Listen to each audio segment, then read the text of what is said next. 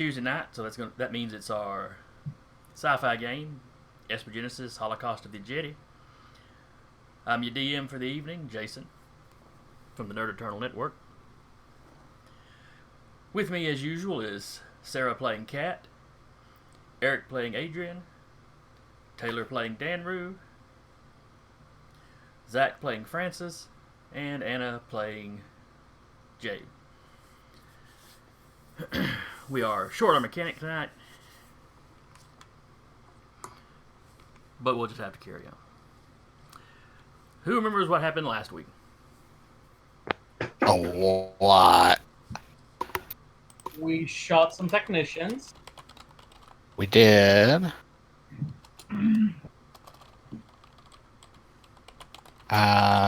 Geez, yeah. Potentially no hackers. They're trying to hack into the ship. Oh yeah, that. And we sent them packing. Found out the station commander and Mr. Creepy were in league together with the possible big bads. Potentially, yeah. Who's Mr. Creepy? The destroyer. Whose other name I have completely forgotten. Bob, I think. Bob sounds about right. Pomo, Farad? Professor Pomo Safi. S-A-F-I. Yeah, that's the head researcher, right?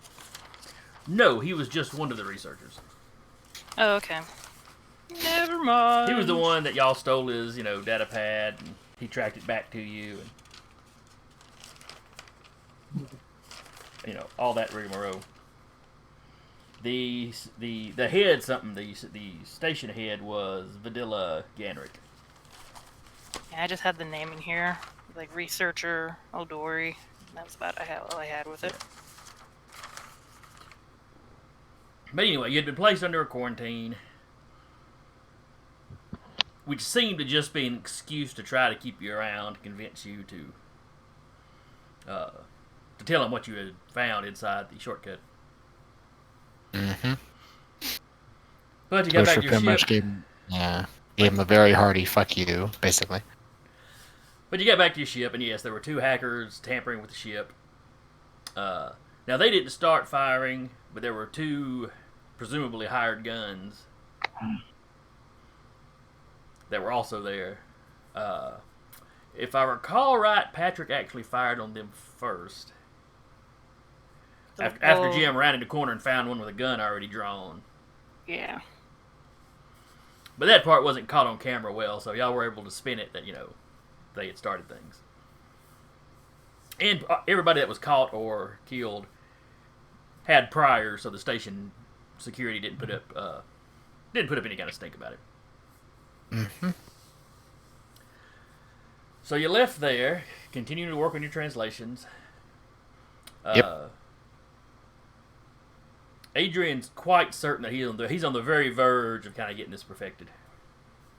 Mm-hmm. Or at least perfected enough that you would be,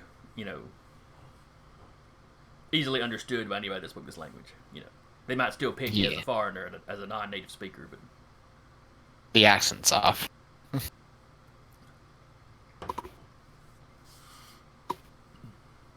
But you can make yourself understood and understand them in return, or will be able to. Yeah. I think y'all had decided not to head straight back to Achille. That is correct. Partially because you don't really know what you're going to tell him.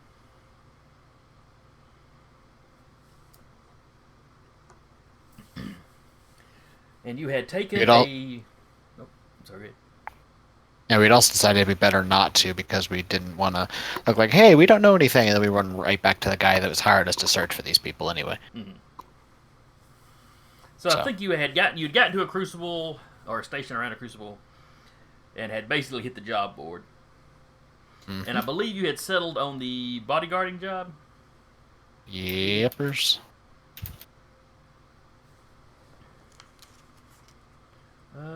Yes, we did.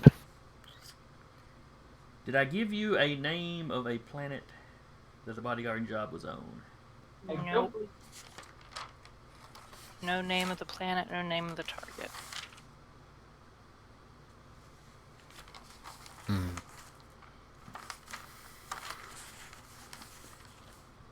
Let's see here.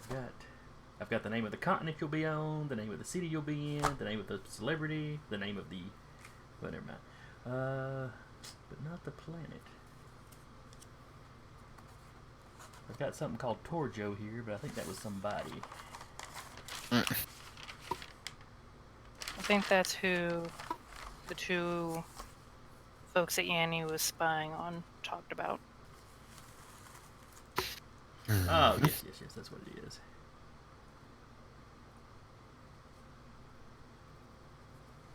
I had a note above his head that I couldn't read, but now I know what that must have meant. Okay.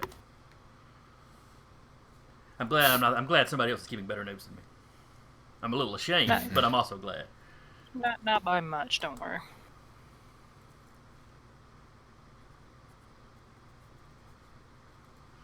All right. So you'd arrived in system. The world that you're going to is named Wheeler, named after its discoverer. You had, I want to say it was 3 habitable areas.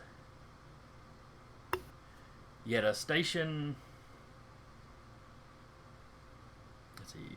You had 1 habitable space station. You had some, either one or a collection of mining stations in an asteroid belt in the system. And then you had the main habitable world. Near Earth size, near Earth atmosphere, Perfect for, well, human and most of the other main species in the setting. It has no native intelligent life. It's got a pretty vibrant, what would you call it, biosphere? Ecology? Ecology, thank you. That's a word that sums it up a lot better. Basically, the planet was going through a kind of an explosion of life when it was discovered. You'd had an extinction event a couple of million years ago, and humans discovered it kind of in the middle of its rebound from that. So there's lots of interesting creatures. Biologists are having have always had a field day on the planet.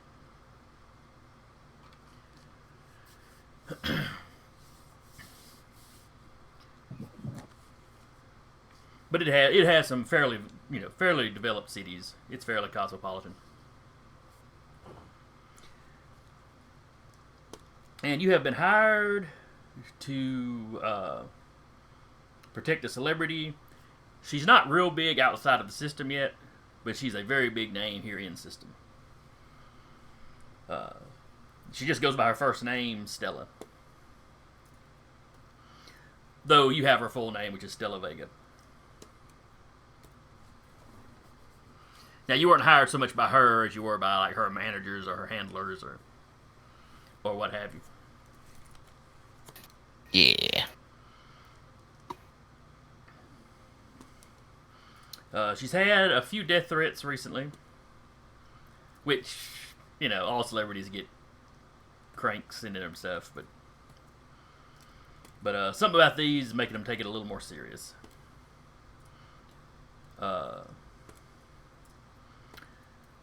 They suspect one of them comes from someone that has been caught and convicted of stalking her before. But he suddenly dropped off the grid and nobody knows where he's at. That's never good. Yeah, which is one of the things that's kind of spurred them on to hire a few extra hands. Understandable. Let's see.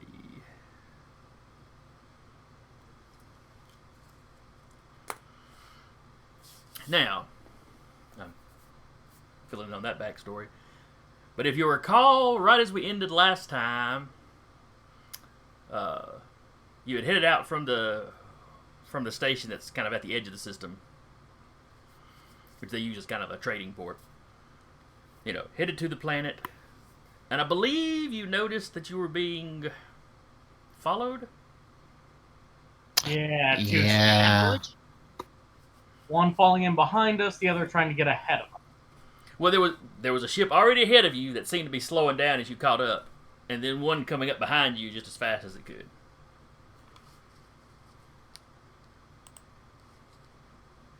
Hey, can we just move straight up and let them hit each other? That would be fun. Nah, sorry. Star Trek rules, you can only move like this. But that's not how space works. It was until the second movie.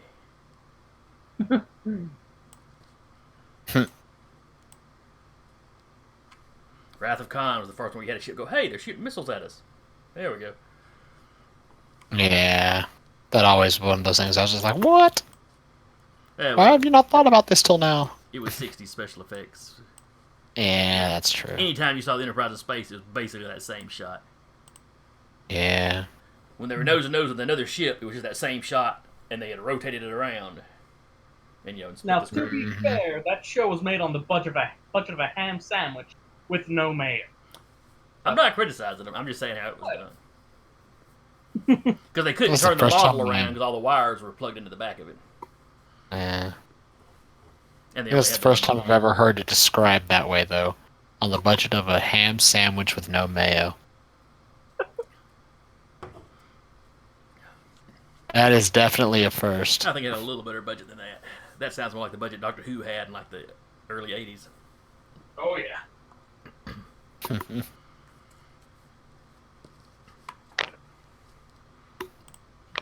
Alright, so this is basically the setup we've got. Ship in front of you, which is a little bit larger than the roustabout. The one behind you is roughly the same length, but probably got a little more mass to it. I don't like that. Can we contact flight control and be like, hey, could you figure out what these guys are doing, please? Over.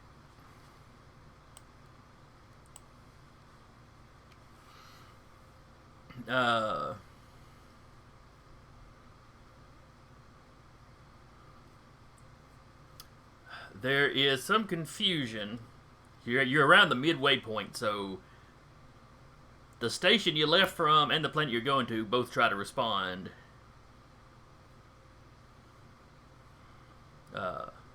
You think you hear one of them say, that they will contact those ships and see what's up. The other one is asking you what you think's an issue. Because while he's closing in on you, it's not like he's tailgating you or anything.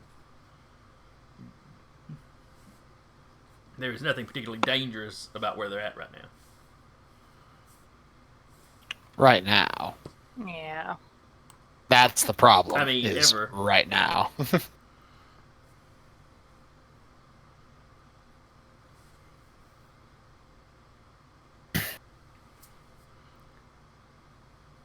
So how far are we from getting caught in the planet's gravity well? Oh, you got a decent little, you got a decent little ways to travel. Like I said, you're about halfway from this station that's kind of out on the edge of the system, and the planet, which is, fairly deep in the system.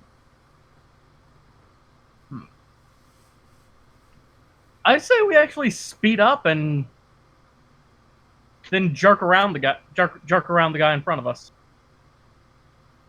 Try and freak him out a little bit. We playing chicken in space. Yes. It worked well last time.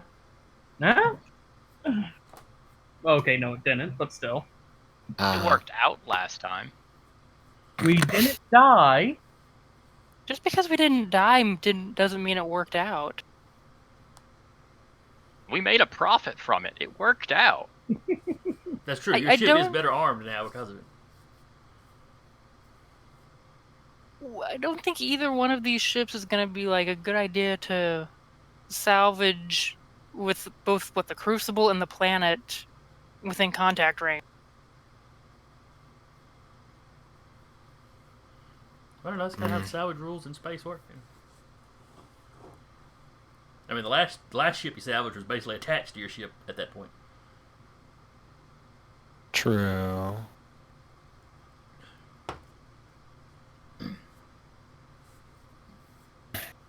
I'm all for keeping the atmosphere inside of the ship. Yeah, you and me But both. space needs it so much more. No, No. it Space doesn't. demands it so much more. That might Space be can better go way to fuck itself. If we gave it the oxygen it needed for its blood supply, I'm sure it could. Yeah. We're getting off weird now. Yeah.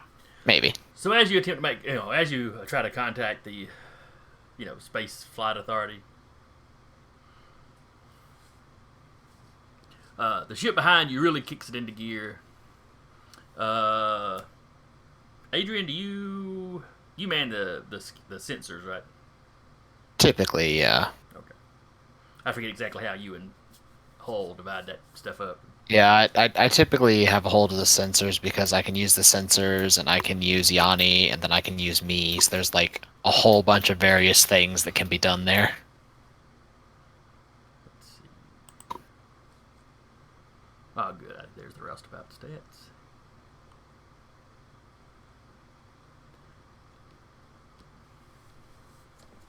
We just try and contact them and be like, hey, back the F off.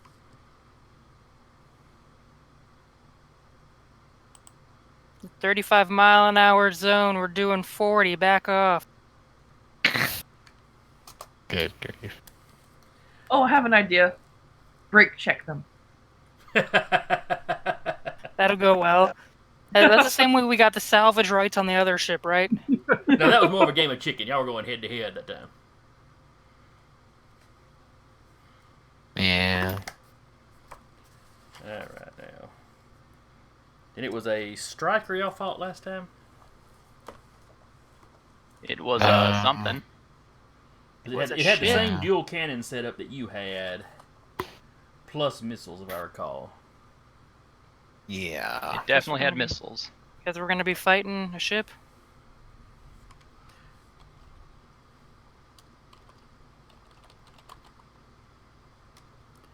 But now we have missiles. We do have But missiles. how many missiles do you have? Enough. You never told us. Because we were never asked to do math on it. I'm pretty sure I told you how many shots you salvaged from that thing. I was never asked to do math on it.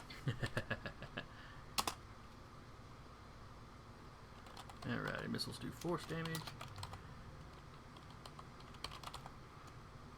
Because that's always a thing you want to hear out of the DM, as he's trying to calculate stuff. No, I'm adding your missiles to the stats for the roustabout. Oh, So I okay. realized I had not added that. And, Right before it goes into combat. let's see. I added the missiles. Did you salvage one of the other ship's dual cannons? I don't Or remember. was it just the missiles? Granted, I We wasn't should here for salvage that. the cannons. Because I know one of the cannons I said was damaged because it was on the side that y'all hit. Because maybe it was just the missiles. I'm trying to think. Because Hull and Adrian divide up the The tech jobs. I think Typically. there was something about getting... the technician additional maneuvers. Danru and Jim tend to handle the pilot maneuvers. And then we had Francis and Jade, I think, shooting last time. Mm-hmm. Yeah, because we had something for everybody but Cat to do, and adding an extra weapon means Cat has something to do during ship combat now. Aside from panicking. Aside from panicking.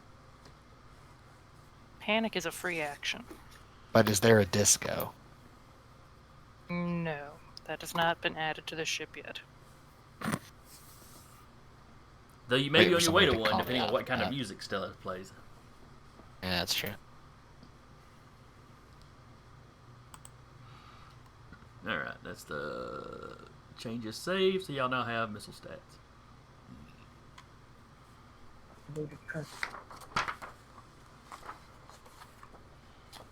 Why do you say such mean things about the kitty? They're the truth.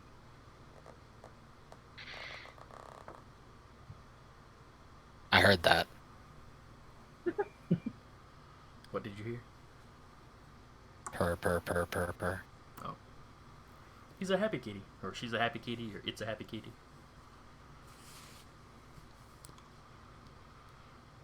Who knows? Alright. So anyway, give me a roll for the sensors, which I think is your computers. Let's see. Computers. Can't remember which one I plugged into that. Was it Arcana? No, that one's my astrophysics. Oh, okay. I just need to pick one of the int ones anyway, I think. Yeah, because all your intelligence ones will be the same with it. Yeah. Unless you get a feat that bumps it further. Mm-hmm. Alright, with the 13... You're not getting much from these ships. Mm-hmm. But you do think you detect the weapons powering up on the one behind you. Well, the idiots behind us are charging weapons. Hey, Y'all hey, want to do something about that? hey, flight control of station and planet. Idiot behind us is charging up weapons. They fire on us, we're firing back. Okay, let's go to the chairs. Yes. Don't be so enthusiastic. But Yes, but please be explosions. enthusiastic right now. Picture that giggle just like going down the hallway. That's what I'm imagining too.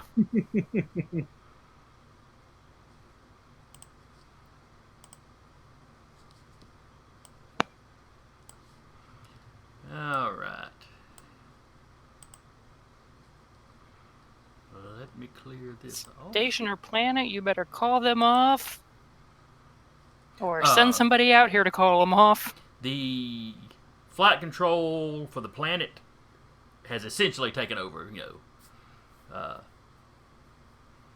the station's kind of under their jurisdiction as well. So they've got the higher authority. Hello, Thunder. They tell you they are scrambling some security ships out into your direction. Basically, avoid combat if you can, but they completely, you are completely entitled to defend yourself if you are fired upon. Evasive maneuvers as much as possible. Got it. How big is that ship ahead of us? Yes. That one is a decent bit longer than the roustabout, and it's the biggest of the three ships. Period. It's not, it's not gigantic. It's not vastly bigger than the roustabout. Let's not use it as a shield. Thank you. I was about to say the same thing. Let's not endanger other people. No, I'm thinking if they get involved, potentially just take the ship. He's window shopping. Yeah, basically. No. All right, now why won't it let me add a turn for this? I mean, like with all this like stuff with the Ajeti and everything, like one of the things he wants to do now is like find one of their ships and bring it back online. So, I doubt that one isn't a jetty ship. well, yeah, I know, but what I'm saying is like he's starting to look more at like other vessels to grab and get hold of now. Piracy. Yes. I mean, it's that or fleet building. I'm pretty sure there's rules in the core rule book about hiring minions and stuff. We could hire so. extra crew to pilot our spare ships around. I Have think that massive is a fleet thing, battles yeah. and take multiple sessions. That'd be a thing, wouldn't it? Mm.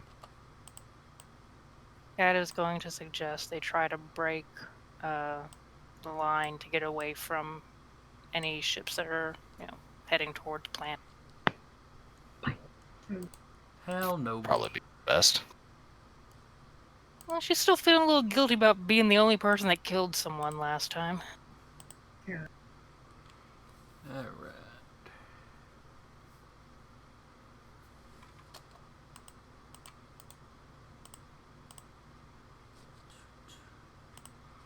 All right. I believe the pilot gives a roll for the initiative. What roll will I need to give? All right.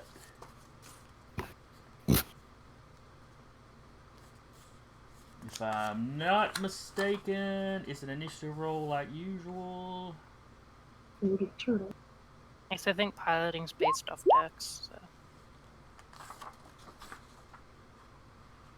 So. Yeah, piloting maneuver checks are a d20 plus your proficiency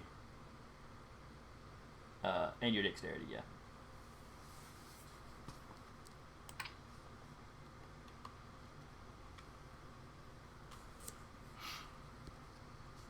Alright, so Oh, my bad then. It will not be an 18 then if it's plus efficiency or proficiency. Yeah, proficiency. No. That's the I'm- piloting check. The initiative, you roll like normal. Oh, okay, then the initiative's indeed 18. Alright. So the roustabout goes on an 18. Oop. Let me grab my This dice. is gonna get interesting.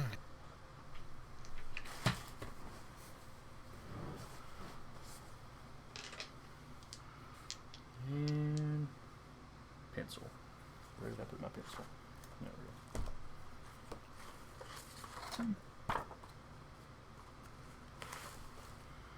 go. Alright.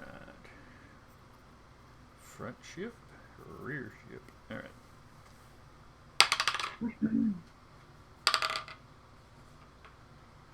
They Woo! rolled some That was a dodge. loud thunderstorm. Kabuski. Oh, that wasn't coming from me. I don't know who that came from. What? Or is it thundering where you're at? Thunder where I'm at. Alright. Oh, that's right. You're in Huntsville. Yeah. Uh-huh. What's passed through here is probably hitting you now. Yeah, probably. Alright, so that one got a 9. That one got an 8.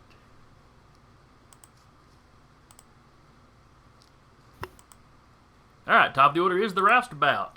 You may do each of your maneuvers in whatever order you would like. The order that wins us... Wait, we haven't been shot at yet. You have not.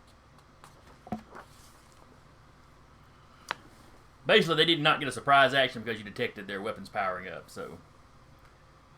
You're reacting quickly enough that you can choose to fire first.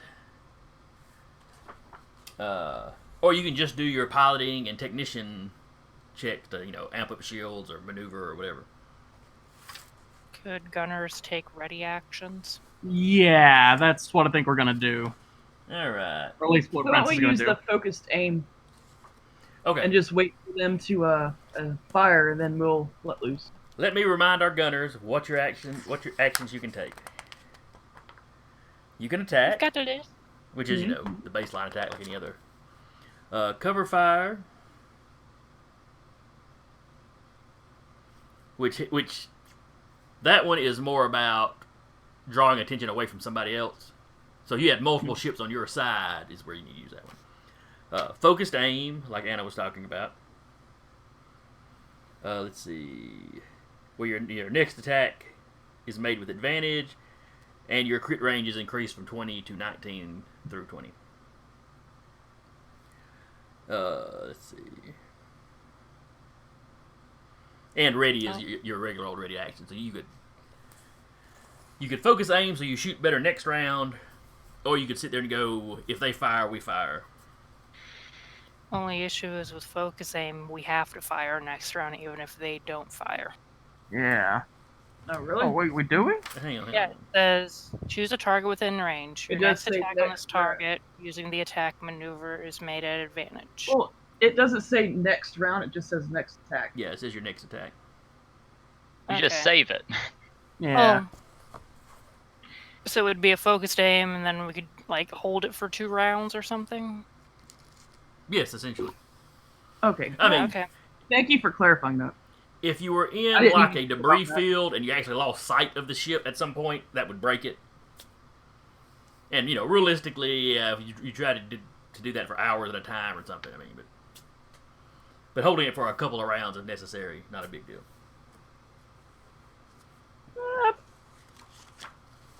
I think we'll both take focused aim. Okay. Cat will also take focused aim. All right. Are you guys taking the dual cannon or missile or? Oh yeah, y'all need to pick which weapons y'all are on. Francis is on one of the dual cannons. Yeah, I think Jay would like a dual cannon better than a missile. Cat will take missiles. Okay. Like a really big space knife. Like a thrown knife. All right. Yeah. So that leaves the pilot and the technician.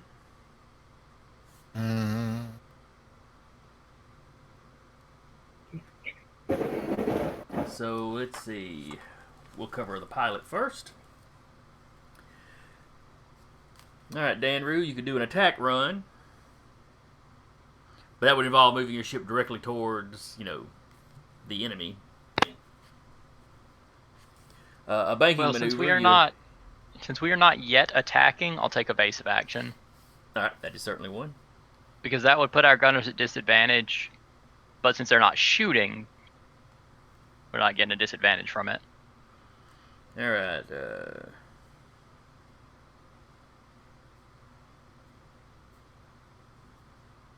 Drastically alter flight pattern to confuse Okay. enemy targeting systems. They can roll to resist it, essentially. But if they Yeah. fail, they're at disadvantage on their attack against you. Okay. And technician maneuvers. What is Adrian going to do for the ship this round? Well, my next question would be is because Hull is the other technician. What would Hull's maneuvers be of more use here as well? Well, the way y'all usually divide it out is you usually do the intelligence-based ones, I think. Yeah, And he I does do the wisdom. int-based ones, and then he'd do the wisdoms. Well, he is on the ship with you, so we will roll Okay. based on whoever. I'd say if the other ship is powering weapons already, I'd say a shield boost would be useful, Okay.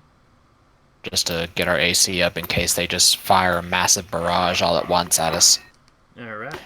Let me go ahead and give me a D20 roll, and I will check what his wisdom is. Okay. D20.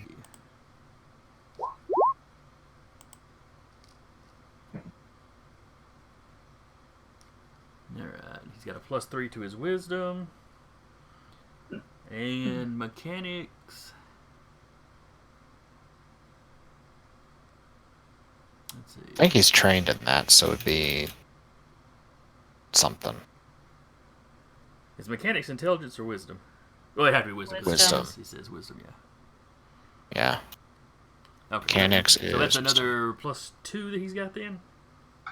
for proficiency, yeah. Okay. So he's got, so it's a total of +5 to the roll. Mm-hmm. So Just 14? meets it. 14 is what you needed. Alright, cool. So we have a +2 to our AC. Until the start of the next turn.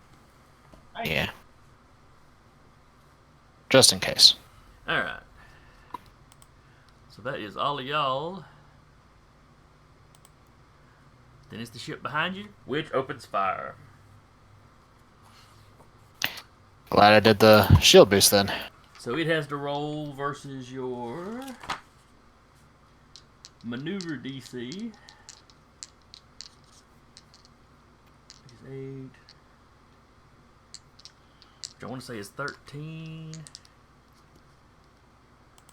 me see if I've got that in the roustabout stats. Has the armor class of 16.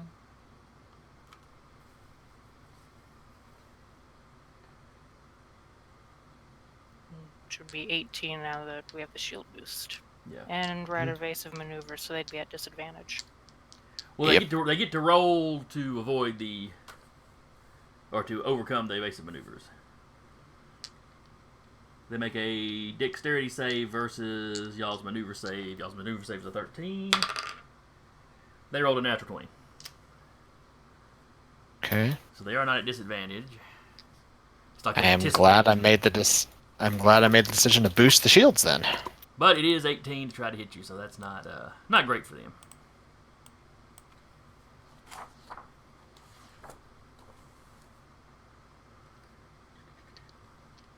So if I suddenly vanish, it's because thunderstorms, which you could probably hear happening. You know, I don't think I have yet.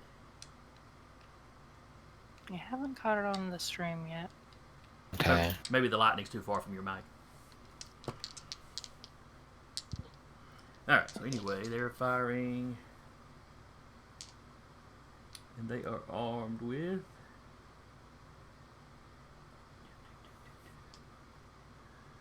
quad cannons. Quad cannons?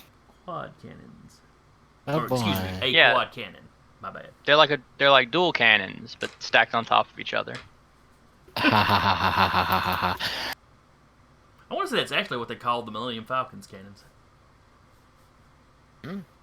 Which Yes. was 4 guns strapped together, if I recall. So. Alright, a 3 on the dice makes it unlikely they're going to hit. Unless they have a plus 15. So while they stay locked onto you pretty good despite your attempts to maneuver, their blasts do miss you and come extremely close to striking the ship in front of you. It's like the blast goes right under your ship and then kind of right over the guys in front of you.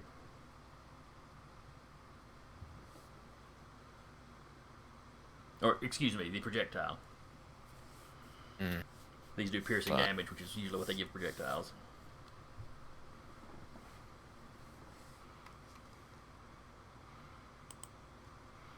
I'm expecting a very sternly worded what the fuck from the people in front of us. You do get a very sternly worded what have you. It wasn't the sh- us. As the ship's shields in front of you go up,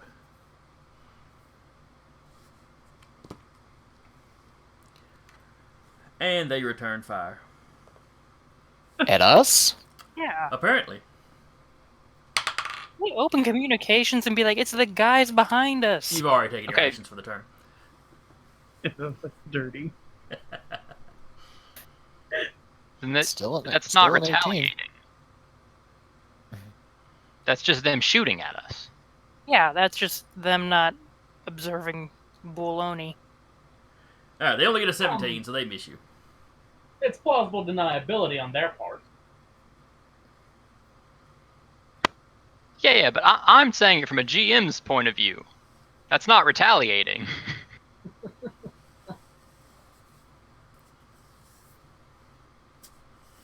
I choose my words for a reason. Sometimes. Let's see. They break into evasive maneuvers themselves, though. That would be too late for that to have any effect this round. Wait, did Joe take his action? Who? Jim. Who? Joe. Jim. Oh, Jim. Well, No, I currently think Jim's Dan not piloting rolled because both I'm of the piloting. piloting. So Jim can contact them and be like, it's not us. Yes, I suppose he could.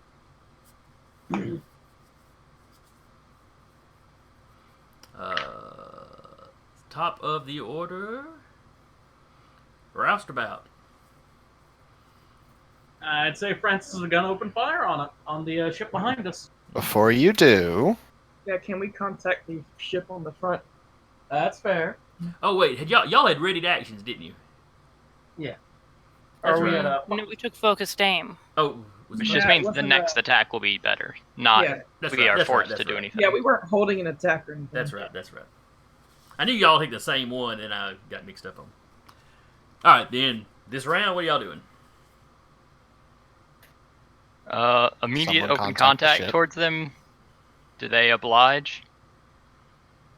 The ship in front of you? Yeah.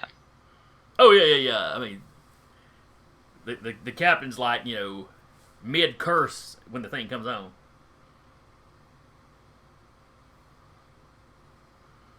What are y'all doing back there? He needs an Irish accent. You can blame the idiot shooting at us. We only returned fire. Yeah, at us.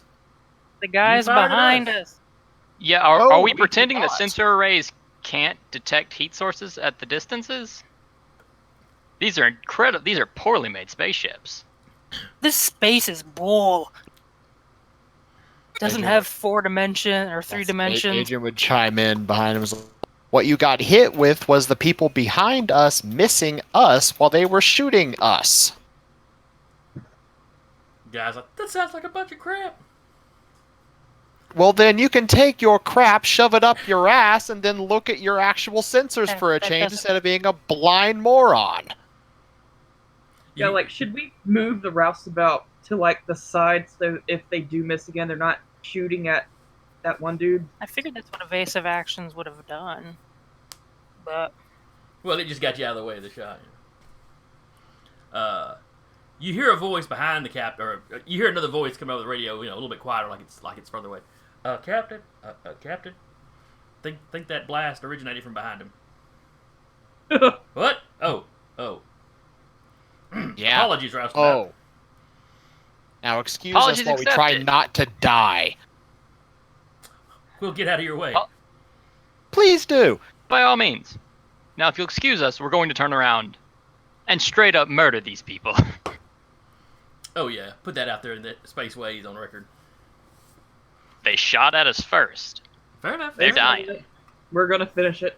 We were told And- we could retaliate. We're retaliating. Now, before the gun people go nuts with their 3 guns on these guys, Adrian is going to do pinpoint targeting. Okay. Let me see. Is there a Not sure if there's anything that you, as the pilot, can do to help with that. dog fighting? We can initiate dog fighting. Oh, fun.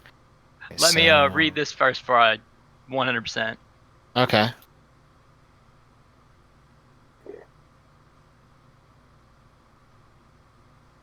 Okay.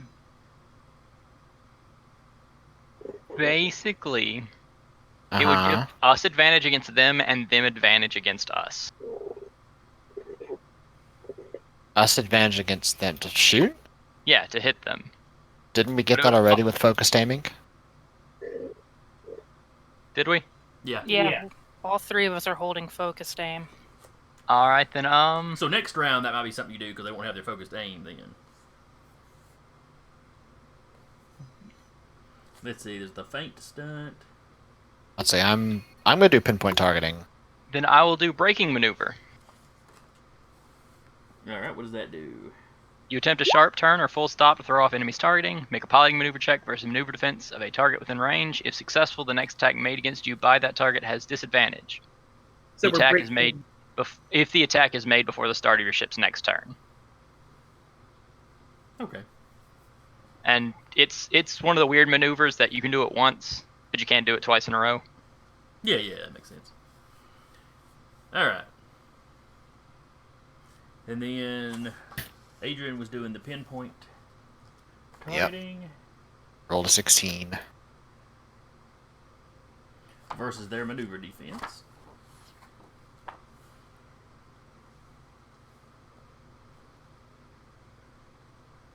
There's a maneuver defense. And you said you got a 16? Uh-huh. That's pretty good. Okay. So now for every hit that you all land with those guns, you add a +3 to the damage. Nice. Oh, is that what Which that is was? why I said wait.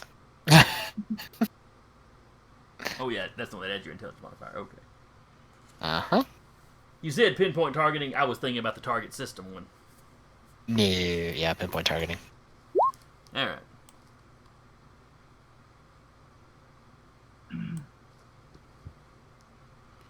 All right. Was that for your braking maneuver?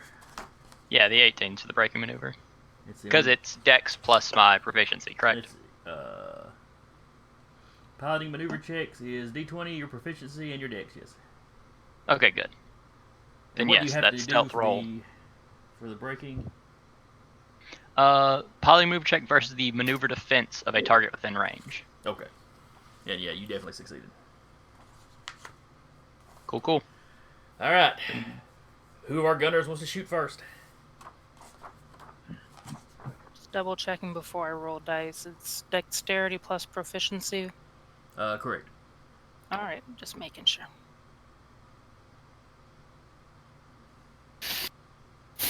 And at advantage too, so yay! I'll go ahead and roll.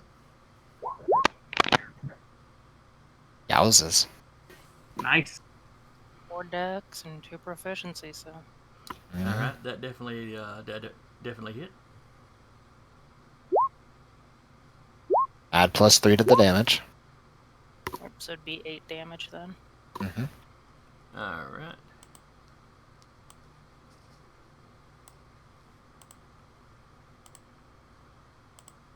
That one takes.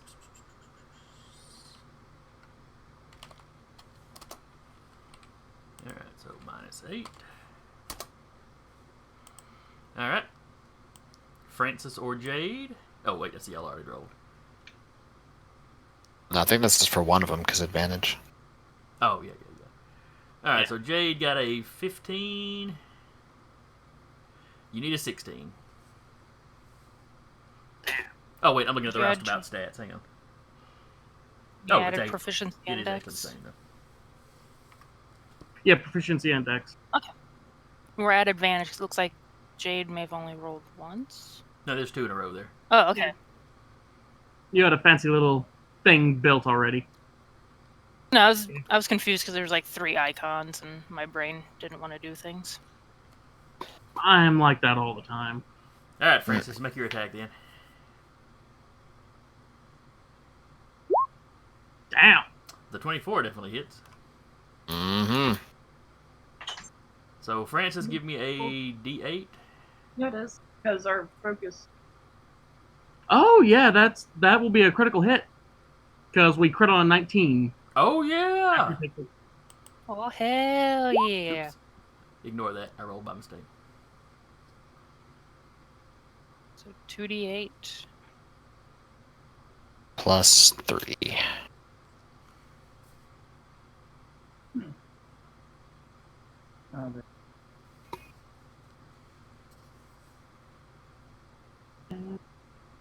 Boom. Nice. Minus That's a 13. spicy hit. All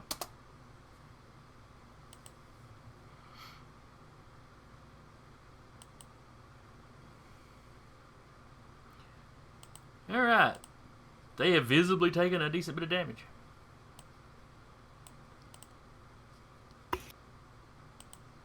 Heck Next yeah. turn, do we want to open the channel and be like, what the hell, guys?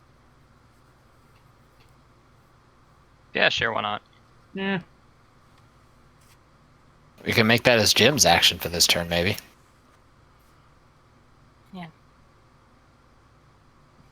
Did the planet give an ETA when they were going to be up? They did not. They were scrambling. I mean, scrambling help to head to New York. Scrambling help to head your way. Hmm.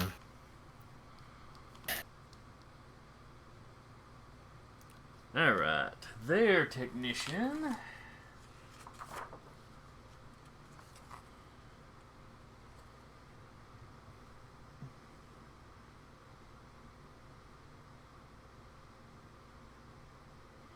Let's see.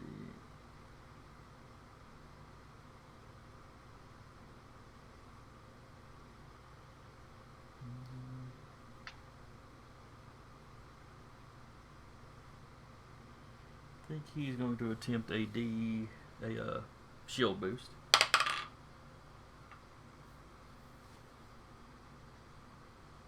That might be a good And he idea. fails.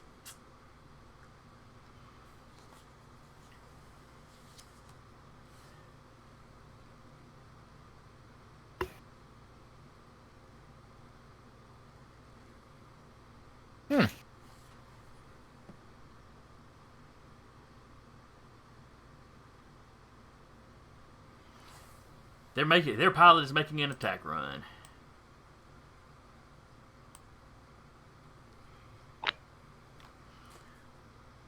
So pilot versus makes a piloting check versus your maneuver defense.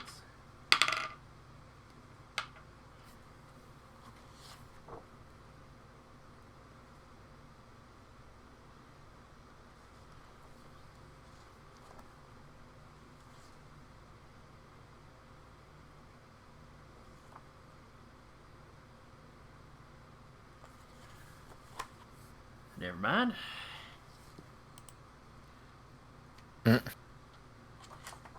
And then they fire with the quad cannon. 16 on the dice.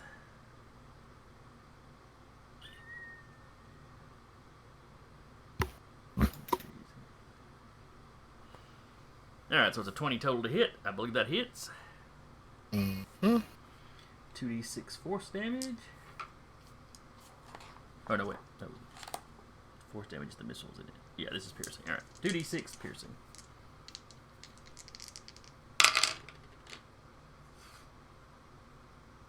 Seven points of damage to the roustabout. Okay.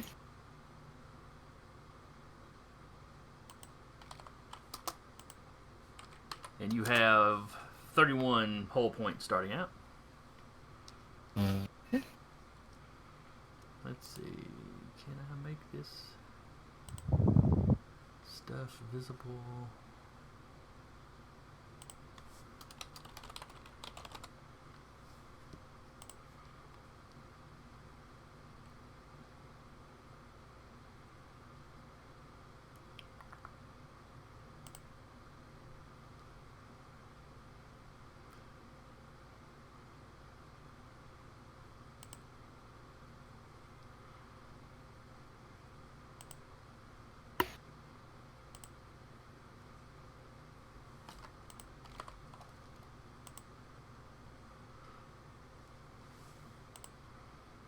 Alright. And y'all still can't see that bar, can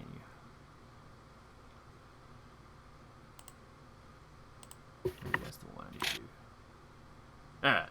You now have a health bar. Congratulations. Hey, Neat. You can see how badly we're gonna die. No.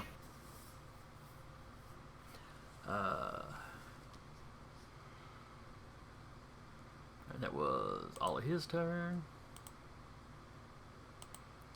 Your ship up here goes kind of full boost and maneuvers largely out of the way.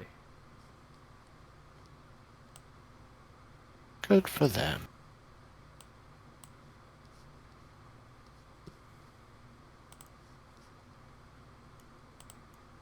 And then we're back at the top of the order with the roustabout.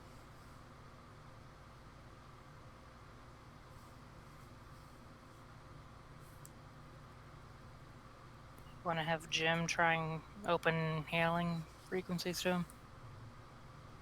Sure.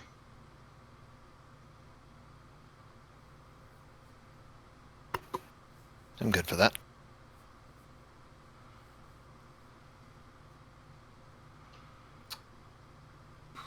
Let's see, would they respond? Considering we just ripped their ship to pieces. Maybe.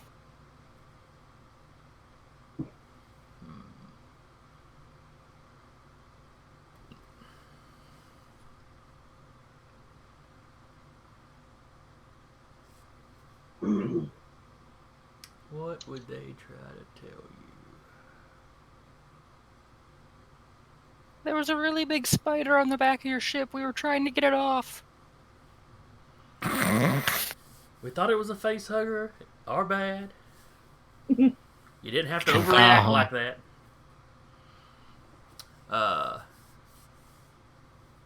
Jim tells you they're receiving you, but they don't seem to be responding. of course.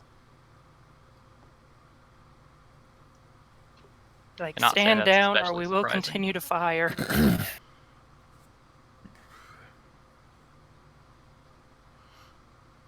Damn.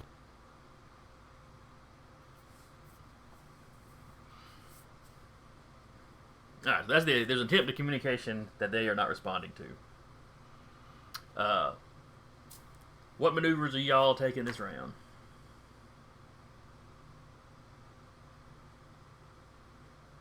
Don't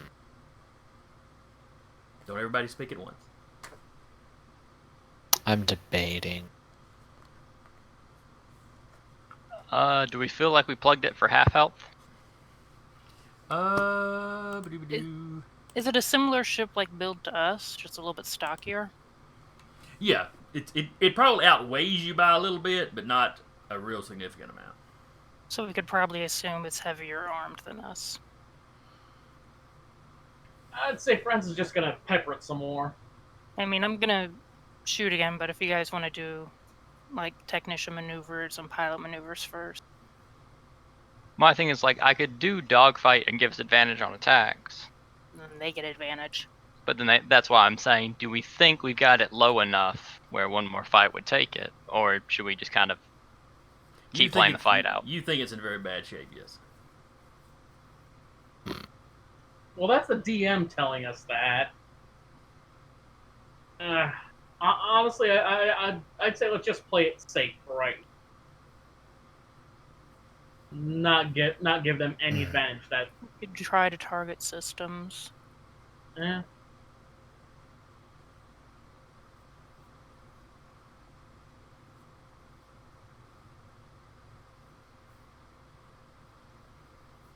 Then the pilot will wait for other people to make maneuvers first. Okay.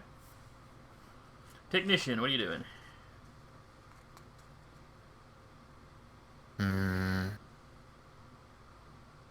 If we're playing it safe, then I think Hull is going to do another shield boost. All right, give me a roll. I think that might not cut it. I think Yeah, I had to roll a 9 last time to just get the minimum, so... Yeah, an 8's not going to cut it. Now, is that 8 including your mechanics? Oh, that's No, right. this is Hull. That's right. We So had to that- so- use Hull. yeah. That's right. If Hull has a +3, then +2, Yeah. with that so +5, plus then 8 5. 5's 13, which does not make the 14 needed to do That's the right, shield that's boost. All right. So yeah, you're having trouble getting the power rerouted to shields. Mm-hmm. All right, combat monsters.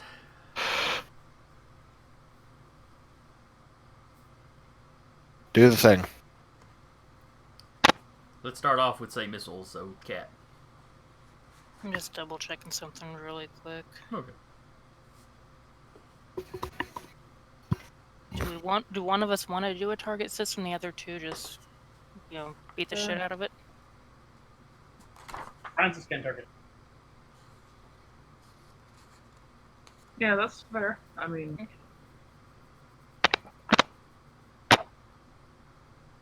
I mean, if anything, we can. Oh, not God. 20. Shit. you make him sick. All right. Now, were you doing a baseline attack or were you doing the target? No, he was doing a target system. Okay. All right. Maybe he should do an attack. Honestly, yeah. Let's just roll this as a regular attack and. You can't decide that afterwards. Aww. All right. You're not a DM. On a Aww. hit, you inflict half the weapon's damage. So make a normal damage roll, because your 1d. half gets doubled. Because it was a So crit. it's not critical.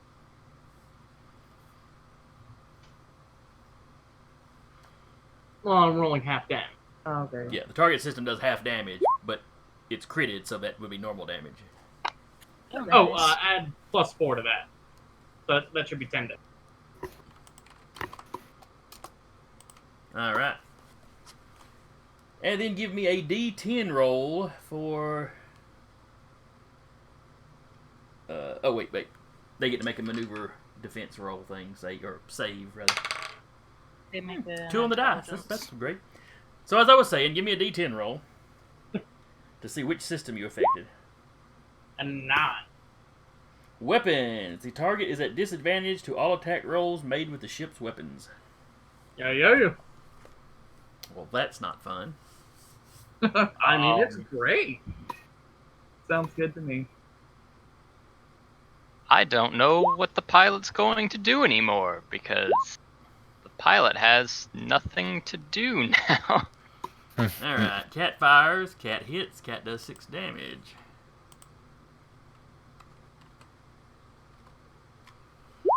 Mm.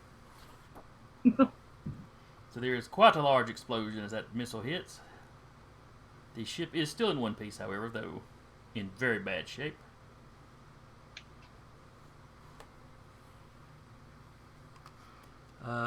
Let's say cat moisturizes a fool. Jade She rolls a likes 15. That's a explosions. 15 total. Yep. Yep. I need a 16 to hit. Mm-hmm. It's like it knows when she rolls. You can hear cussing echoing through the ship. I mean, that's a 10. It's a perfectly middle roll. Yeah. It's not good or bad. It's just there. It doesn't matter. The ship seems to be dead in space. It looks like it's still got some structural integrity. Your sensors are picking up that it's venting atmosphere.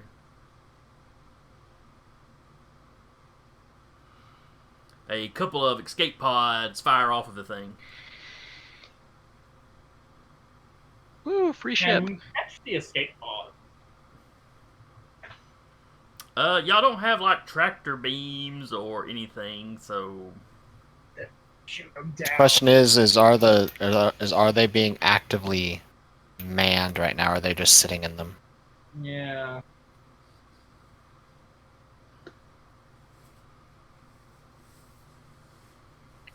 The real question is, do those escape pods have faster than light travel capabilities? Because otherwise, the scrambled ships that eventually will be coming might pick them up. Also true.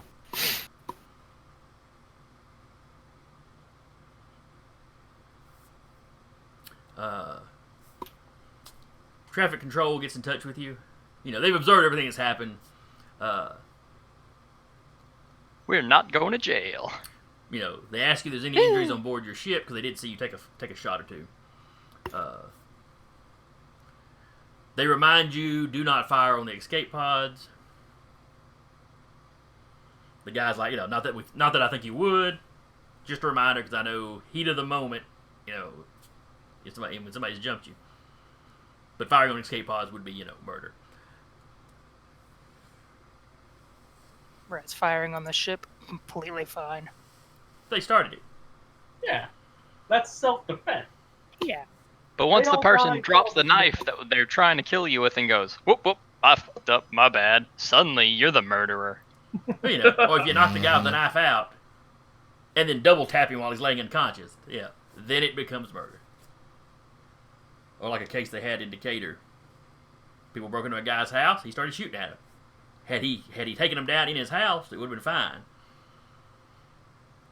But he stepped down onto his porch as they were running down the street away from him and took one more shot and killed the guy. Or injured him, I forget if they were getting him for murder or assault. Because they were off his property at that point and just running away.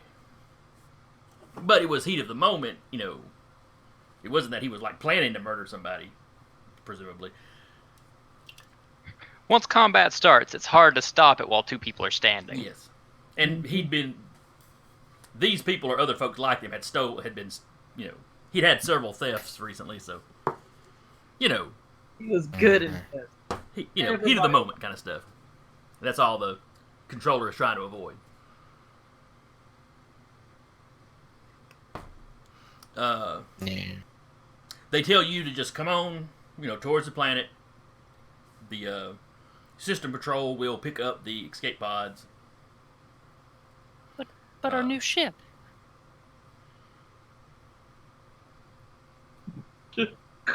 Well, y'all could salvage the last one because there was nobody left alive on it to claim ownership. We're being smartass. Mm-hmm. So you fly towards the planet. Give me a sensors roll, Adrian. Sensors. We're gonna get jumped again. Gotta hope not. 12. Man. My dice hate me today.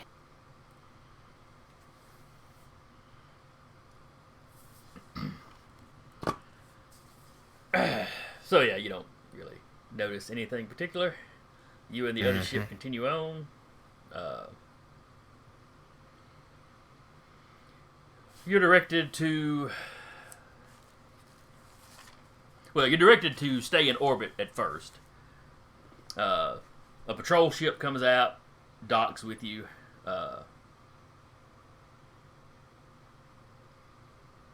Basically, the officers take a statement. They, censor recordings, anything.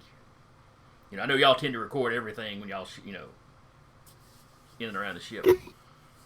Basically, yeah. So, they take the log information, they take any recordings you've got of what happened. And, of course, everything shows that you were minding your own business, got shot at. They're also questioning the captain of the other ship.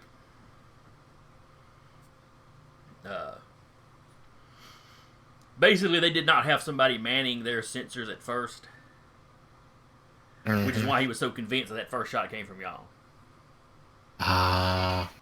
They acted first, and as everybody was getting to their positions, the sensors and communications guy sat down and actually started looking at stuff.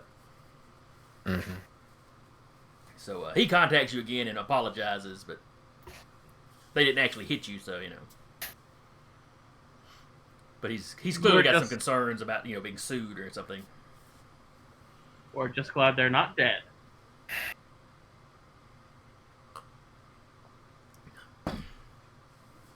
Adrian may or may not be giving them dirty looks.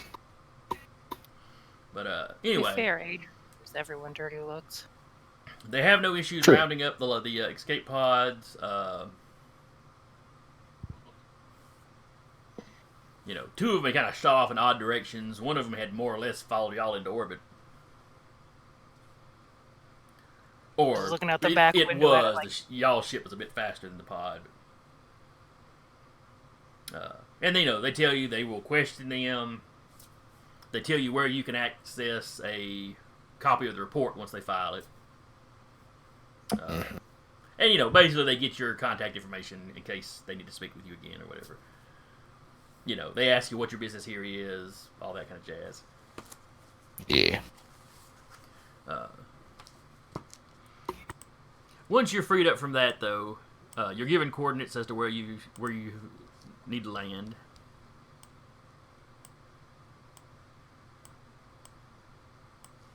Just let me adjust these.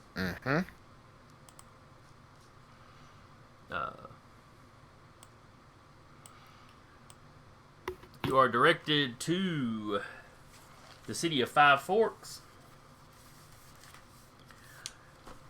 on counterweight. Counterweight is the smaller of the planet's two continents. Basically, on one side of the planet, you have more or less a supercontinent where several of the continents have kind of squished up together. And then on the opposite side, you got one that's separated from them. It's like they're traveling around the globe separately, as they drift. So this one's been separate for quite some time. Think of it as they're Australia. Not in that everything there is trying to kill you, just it's... I was about to say, because that's been going to make very for some isolated. interesting names. It's been very isolated from the other side. How did you die? We got killed by Space Australia. But, Have you seen the Tyranids? They're horrible. Yeah, I was about to say, it really was space spiders that killed us. But anyway, the counterweight name came from a joke the discoverer of the planet made, but it kind of stuck.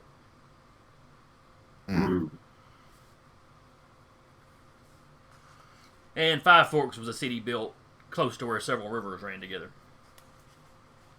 Ah. It is one of the larger cities on the continent. The second one to be founded. The Counterweight was the first continent because it's subtropic. For most of the continent is subtropic, so it was very lush, good place for agriculture, a fair amount of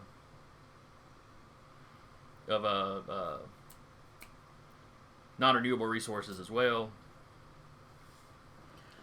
Not that in this time period they really use a lot of those, but You'd use them to jump off the ground real quick, and then you'd cut it out. yeah, essentially.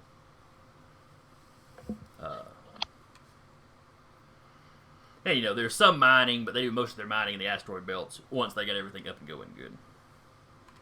It's just, Easier and more environmentally friendly. right. There's less mess, there's less native regulations, Nobody cares where you dump your trash out there. So you arrive at Five Forks. Like I said, very large city, pretty cosmopolitan. This was a human colony, but especially in the bigger cities, at least, there's a quite an assortment of people. Any of your PC races are all over the place. Yeah, nobody gives any of you a second look because there's humans, Prometheans, Francis's people are all over the place. It's quite nice. Quite large compared to some of the smaller or more rural kind of planets that you've been to. Nice. So you land the ship in one of their spaceports. Mm-hmm. Usual docking fees, nothing too extravagant. Maybe a little higher than some of the dirt patches you've landed on before. Mostly because it's not a dirt patch. Exactly. It's like concrete and everything. We're moving up in the world, guys. It's an actual parking Yard. spot. You go a few yards away from the ship, there's like an awning you can get under if it was raining and everything. It's swanky. Moving up in the cosmos, folks. Moving up in the cosmos. What is this nonsense? As you get into the building, there's a guy standing in there with a sign that says "Roustabout Crew." Francis waves at him. He kind of looks on the back of what he's holding. Looks back up at you. Oh, good.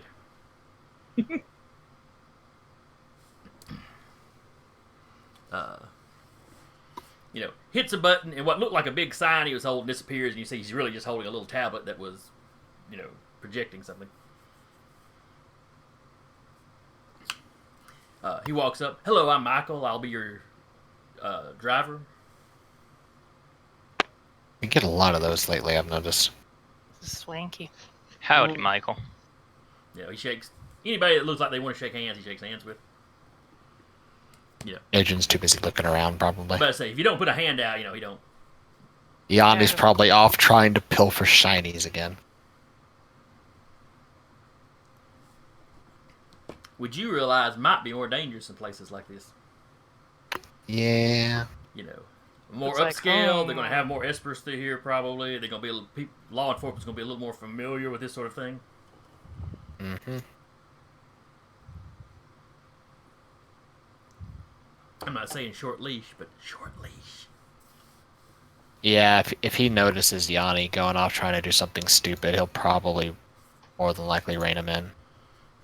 Anytime he gets more than 4 feet from you, you summon him back. Maybe not quite that extreme, but similar Serial perhaps. kitty leash on him. You have two choices. Yeah. You're parked on my shoulder, or you're parked on Cat's head. Basically. All right, so you get out to your vehicle. It's I'll be right back. all right. It's not quite limousine long, but it's quite spacious. As you're driving along, Michael asks you, your bodyguard do other kind. You got your own ship. Do you do other kinds of work? just kind of chit chat. You know, you're not the sort From of people time to usually- time, Whatever pays the bills. basically. He's like, ooh, that sounds like mercenaries. That's a really dirty word, but yeah, that's completely accurate. Basically. Well, bounty hunt, you know, maybe bounty hunting. He's like, ooh, That's a horribly yeah, dirty word that described us perfectly. Have you done I any mean, bounty it's- hunting? Mm, I To meant a the point. mercenary.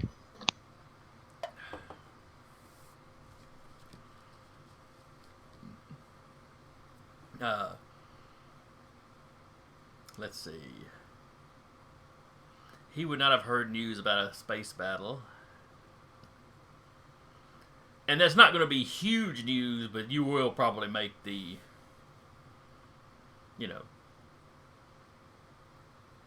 it won't be like the not cover story because I'm talking about TV, but it won't be the main story on any news broadcast, but there will probably be some talking about the fact that, you know, a ship was attacked in near space. uh-huh. But anyway, Michael drives you to a very nice part of town. Let's say 20-story building or so. Looks like it might be a high-end hotel or maybe apartments. You can't really tell from the outside. Hmm. But but he drops you off the front door, tells you, or actually he shoots a message off to the doorman. Tells you, the doorman will know who you are. He'll get you in the elevator and up to the penthouse. That's where Miss Stella is staying. You know, while she's here in town. Okay.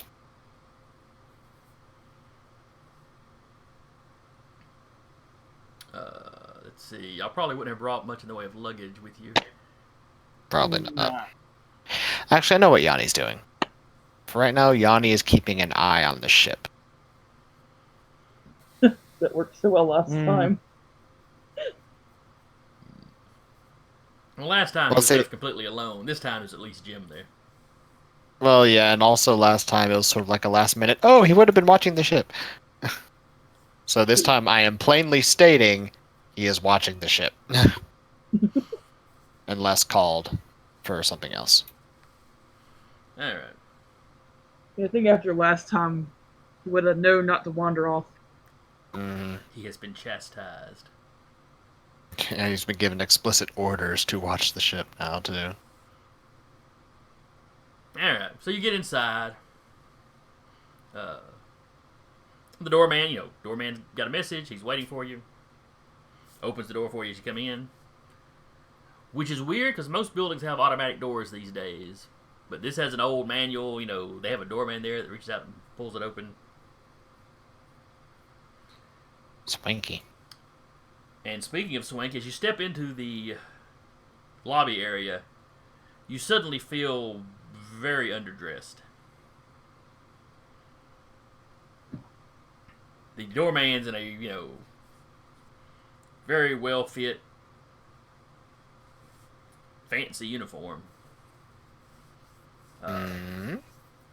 You see a couple of old-fashioned bellhops. The lobby has a very old earth design, 23rd century decor. It's very nice. Nice. Got kind of very classic retro look to it. Mm-hmm. Nice.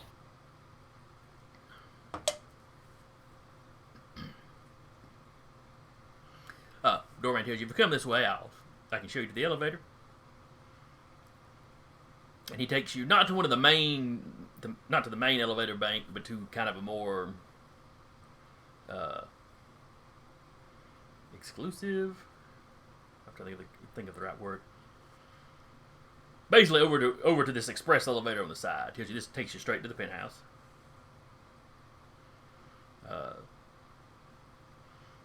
As you all load in, he takes a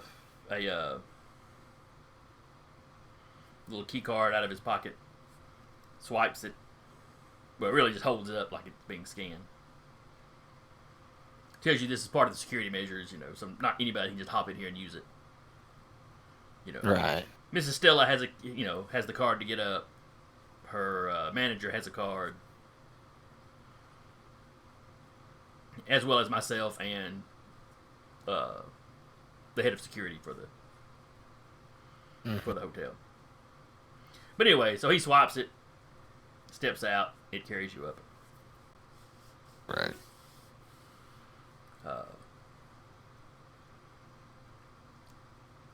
You're in it a very short period of time.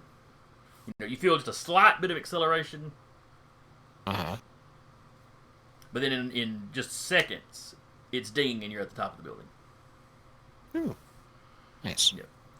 You realize it is the thing obviously uses inertial dampeners, kind of like a ship does. Mm-hmm.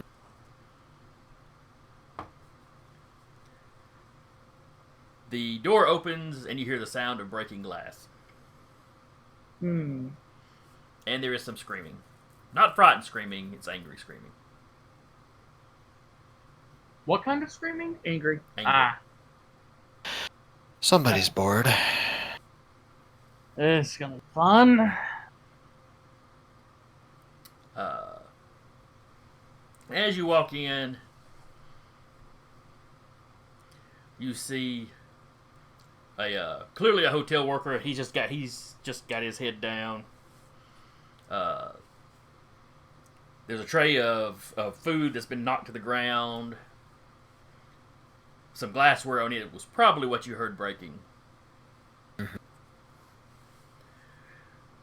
There is about she's probably 5'2" at best. Very slender build, bright rainbow hair. And she is just chewing this guy out. She's talking, 90 miles an hour. She's got it's a thick accent, but not an accent you recognize. You're assuming it must be from somewhere on the planet. You can't make out everything she's saying, but you get the impression he brought the wrong meal. Or the wrong side dish, maybe? It's something. Okay. Adrian's not impressed. There's a man in business attire, sitting over on one of the couches, fiddling with a data pad. He's not paying the least bit of attention. It's like this is just background noise to him. Adrian's gonna look at the data pad and see if he can see what's being written on it. Or what's on the screen, rather. He is going through his appointments. Okay. While at the same time, he's in a text discussion with who you assume must be either the owner or the manager of whatever location she's going to be performing at. They're going back and forth over minor details. Right. Some of it, the kind of things you'd expect from you would expect from a venue where they're going to have a concert, and some of it's little, the dumb kind of stuff like no red M&Ms kind of thing. Okay. That's not what it is specifically. Sure. It's just that level of dumb. Oh yeah. The kind of things a lot of bands do just to make sure other people are paying attention to their contracts. Mm-hmm. Though you do note that there is a list of a peanut allergy in there. Hey! Okay. Because apparently they have not cured that in the far future. At least not on this planet. Yeah. Apparently not. Mid-rant, she seems to notice you. Gives you kind of a sharp look. Who are you? We're your new bodyguard detail. Oh, hey! Entire attitude changes. Behind the mask, Cat is just having flashbacks. Oh, Cat's probably dealt with these sort of. Can we see? I'm sorry. No, go right ahead. Can we see what the guy brought her? Like, does it have peanuts on it? You said she was allergic to peanuts, or was that just an example? That was something listed in the on Okay, the and he guy's didn't pad share of it, stuff so- the venue was supposed to make sure not to have, in her Okay. dressing room. Okay. Yeah, never mind. But no, you do not see any peanuts specifically. Well, It I mean, appears to she be- wouldn't have known about peanuts anyway, so it's alright. Oh, that's right. Only Adrian would know that. Hmm? But no, it's looks like some sort of fried meat. I mean, it had garnishes and side dishes, and Okay. it might have been chicken or some local critter that's the equivalent. Okay. But the room service guy, as soon as she turns and kind of takes a step towards y'all, he just looks so relieved. He squats down, flips over the tray, and quickly starts trying to pick everything up. Just piling the food and the broken glass. As quickly as he can without cutting anything. Danru will maneuver to assist him if he allows it. As you try to step past Stella, she kind of notices what you. Oh, don't worry about that. He'll get that. It's what he's paid for. And I'm being paid for your protection. I'm making sure there aren't glass shards on that floor. Oh, okay. Yeah, I guess that would be bad. I do like to walk around here in my socks. Okay, yeah. Go ahead then. She kind of looks at the rest of y'all. So which one of Thank you, y'all ma'am. is in charge?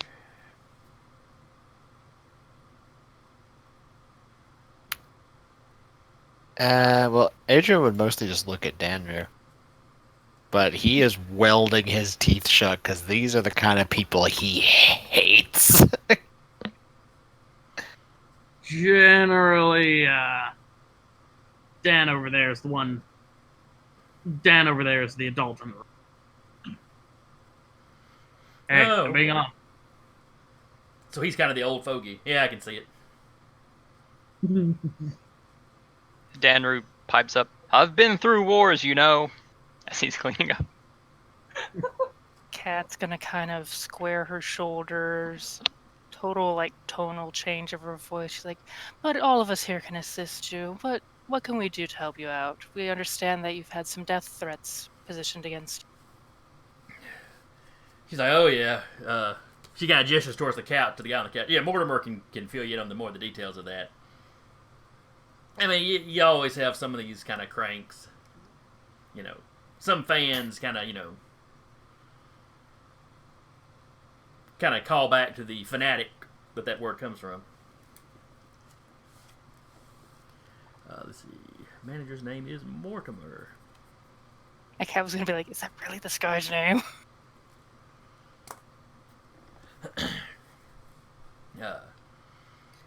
She goes, but one of the notes seemed. It was done in kind of a familiar writing style. She's like, I had a stalker a few years back, when I was first getting started. He did a little time, and, they put him through some therapy, and, for the last, 3 or 4 years, we hadn't really heard, he hadn't tried anything. And then I get this note, and when the police go to look him up, but yeah, he's gone dark.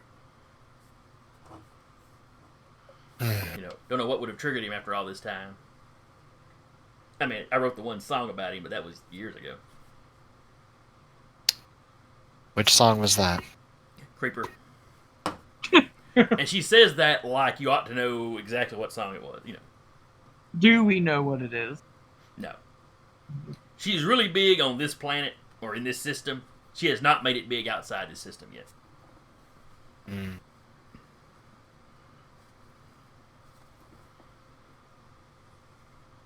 Right. Well, that would trigger just about anybody, I'd imagine.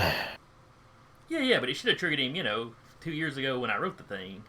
Or 3 years You ago. might have just now heard it, or maybe, She just looks at you like,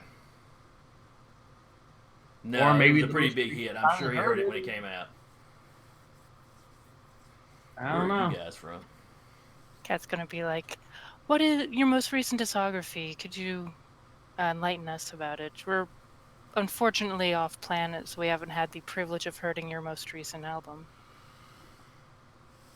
Oh, y'all from Off-World. Okay. Yes.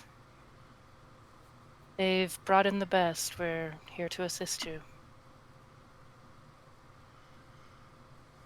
She may be getting odd looks from Adrian. Oh yeah, come on. Yeah, I'll put my newest stuff on. Alright, I'm terribly sorry. I had to pop off for a second. I now have a working toilet again. Yay! Yay! Yay! It only took 6 hours. Yay! Kind of. In hell. So what's happened? We're about to listen to her newest album, and it's gonna be quote unquote great. Cat's trying to herd the noble. I mean, I enjoy top 40s, so probably 1 or 2 songs I'm fine with. But so she leads y'all into a kind of the living area. She kind of takes Cat by the arm. She kind of gestures Cat? back to Adrian. Who's the guy with the resting bitch face? Very serious about his work. Oh, that's good, I guess. Kind of pats her arm and just follows along. Like she's done this way too many damn times. Danru, you help the guy get finished picked up in a very low voice. He thanks you. I go ahead and tell him, I'm sorry you're having to go through this kind of trouble, and I slide him, an extra 10, 15 cubles. Here's a tip. Sorry you had to deal with this thing. Bitches. Oh, well, thank you, sir. He doesn't seem super impressed with the amount, but the gesture is clearly appreciated. You helping him was clearly appreciated. Yeah, since I don't have a good enough grasp on the correct amount to tip. That would have been a fine tip in a normal hotel.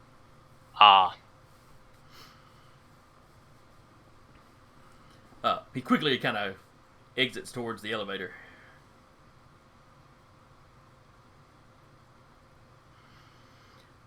As the elevator kind of dings open, Stella from inside the room calls back to him, "You better bring the right food next time."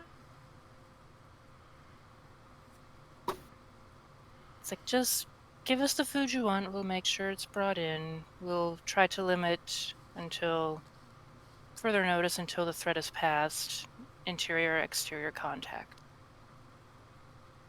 And like in the back of her head, she's like, for everyone's safety, especially the other people.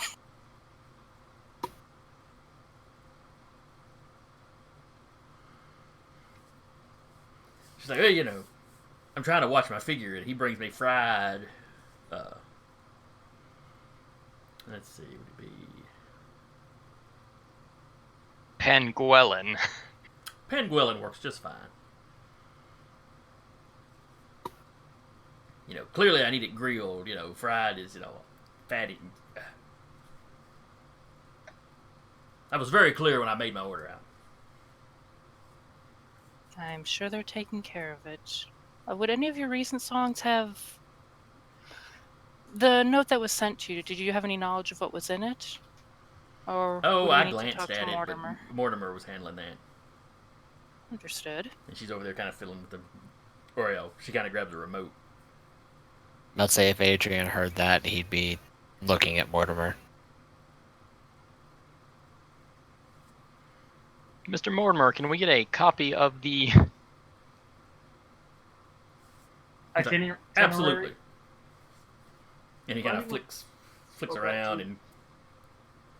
and, with a couple of gestures, sends it to your, all of your comm units. Or, data pads or whatever. Basically, he texts it to you.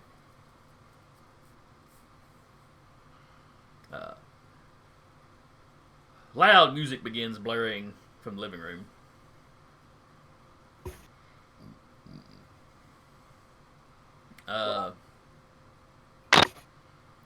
It's very aimed at teenagers. Mm-hmm.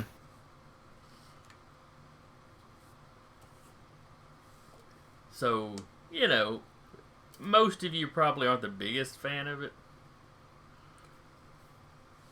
Though you have to admit, she does have a nice voice.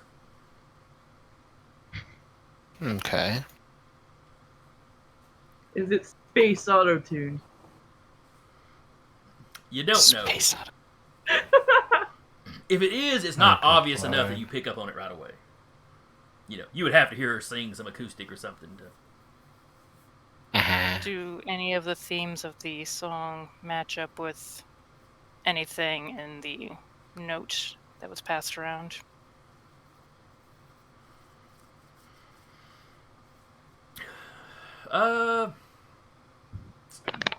Not that you really notice. The note kind of talks about her having, the voice of an angel, and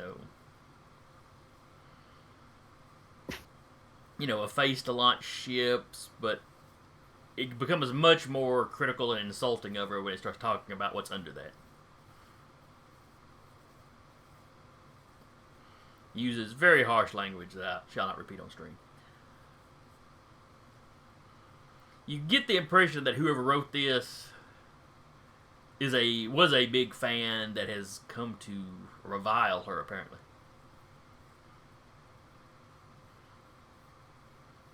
The man sounds, assuming it's a man, sounds very angry.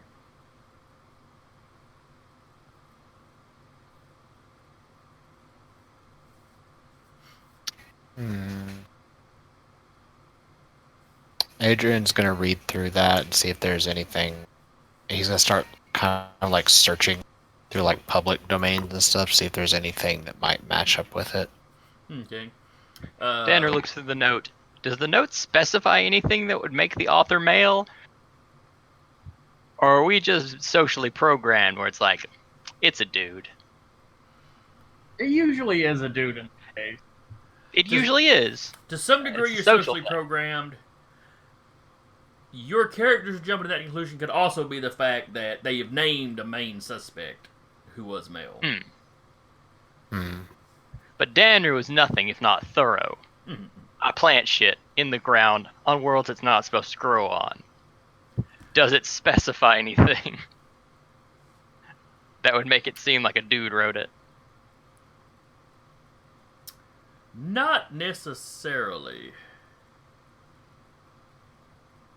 While they're all doing this, Cat just kind of play herder for the musician. Just kind of keep her out of the way unless we need something. So she's kind of asking you, so what do you think of the music? It's like nothing I've ever heard off-world. That's great. I keep telling Mortimer we need to send this out more. I'm sure I need if to do there's it. I need to do an off-world tour. Is what I need to do. I'm sure if there's an audience for it here, there must be an audience for it elsewhere as well. Exactly. But you can't just stop being a hometown hero just to go big. Exactly. You have to remember where we've come from. Maybe tie that into your tour, perhaps. Throw in a few off-world, just see how it goes. But we're not managers. Exactly. Yeah, you sound like Mortimer. Our job is safety, so we're going to sound like someone that plays it safe. People that playing it safe don't get big. I mean, in my business. In your business, yeah, it might not be a bad idea. For now, I assure you, in the job of safety, playing it safe gets you big. For now, playing it safe would be perhaps your best move. If there is a target on you, you don't want to have to cancel any tours because of injury. Yeah, that's true. While it would bring in publicity, it is definitely not worth the issues that come along with it. She nods her head like she's really thinking about it. And then she just looks at you. I really like your mask. Where'd you get it?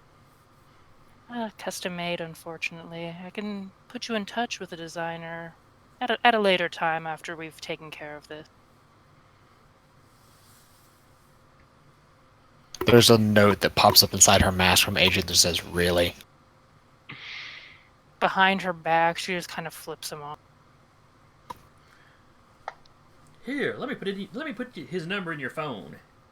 Resting bitch face. There we go. That would not end well. By any Cat stretch is of- not that mean. Yeah, we don't want this woman to get killed. But let's see, who else does she talk to? Jade, she also really wants to know what you think of the music.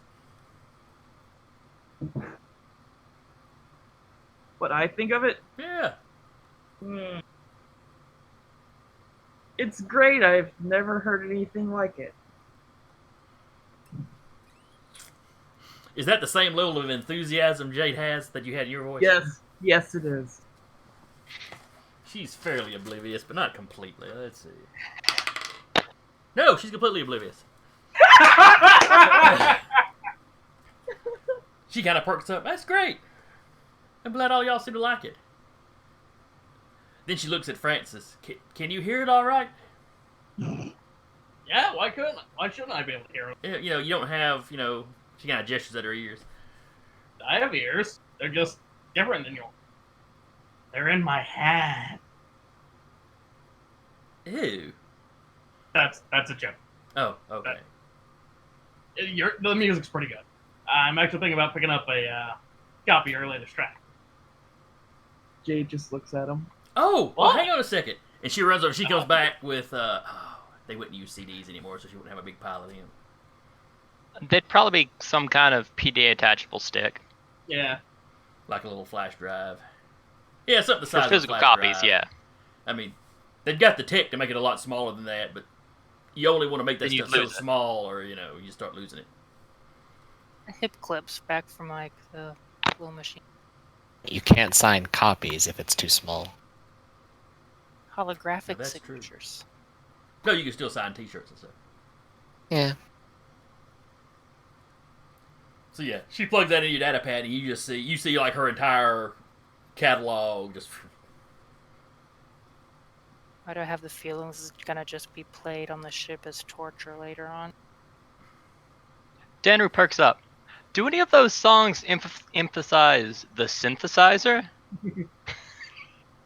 Oh. I practice in my free She time. rattles off 4 or 5 titles. I write them down. Go. I'll listen to those later.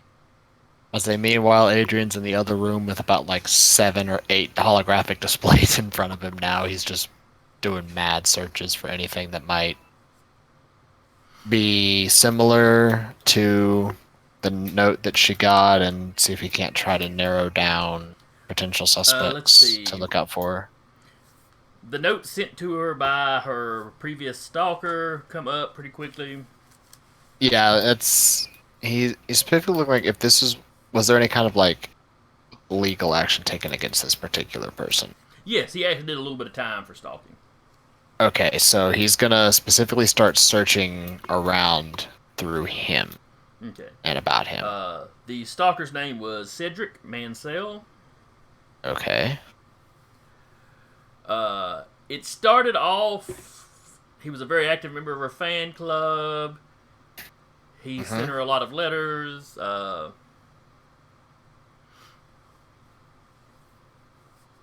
Or messages, I should say.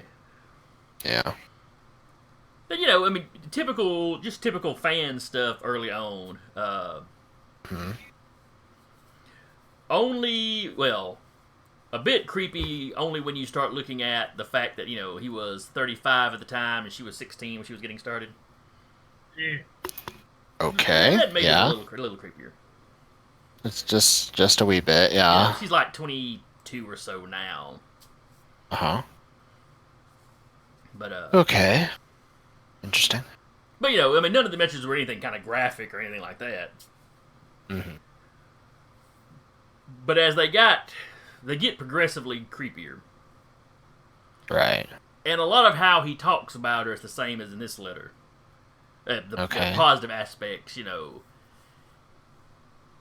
He uses the phrase "voice of an angel." He talks about, you know, how pretty and pure she looks. Would the contents of those letters have been like public domain or public knowledge, you know, prior or after the legal action? They got out after the legal or during the legal action. Could be a copycat, possibly too. Yeah, that's the next thing he's going to start searching, is if this is a copycat thing. But I mean, actually, first, does Kat mention that to him, or does she even know? She's playing her musician and just kind of keep her right. This would probably be something he'd think about, though. Yeah, this would probably be something he'd think about, though. So, what he's going to do is he's going to take the original letters that were released or had gotten out from this guy's incarceration and trial and whatnot, the legal action stuff, and then he's going to start comparing it to the more recent stuff. See if like there's irregularities between the styles, or if it looks like someone is the same guy, or if like someone's trying to like specifically copy paste things and like it's getting like stuff a little bit off. Okay. Didn't they say we were bodyguarding because she said something that upset a group or someone? There are some political not like political parties, but, you know, kind of political groups that are on her for, you know, differences of opinion. She is very outspoken about whatever grabs her attention at the time. So she's gotten into it with a few of these little groups, but nothing that they would think would cause violence, except that she's gotten some of these weird notes. Okay, so I missed all of that because Discord decided, yo dog, we're updating now. Can you update later? Nope, updating now. Yeah, like I lived like, no, update later. It's like, no, now. The server won't recognize you if you don't update. Yeah, so missed all of that. You can't have your pudding if you don't have pudding. Let's see, what was it? What was the last thing you heard? Kat was asking a question. It was about like we were called here basically to cover or to bodyguard her because of something she had recently said. What kind of groups were going after her because she had cheesed all. That's it, yeah. It was partway through that question. The Discord went, "Sup, update." So basically, she has butted heads with some political groups here on the planet. You know, some of it's just people that think her songs or some of her lyrics are too explicit. Truthfully, her lyrics seem fairly mild to you, but we're all corrupted city folk. Well, you know, this is a big cosmopolitan place too, but yeah, there's apparently some kind of parental action committee thing. Okay. You know, it's nothing that they would, you know, they wouldn't expect these people to become violent. It's not really that kind of thing. But she started receiving these creepy letters, and, you know, while they are looking for this Cedric guy, it's also been some investigators have also theorized that it might be somebody in one of these groups just trying to freak her out.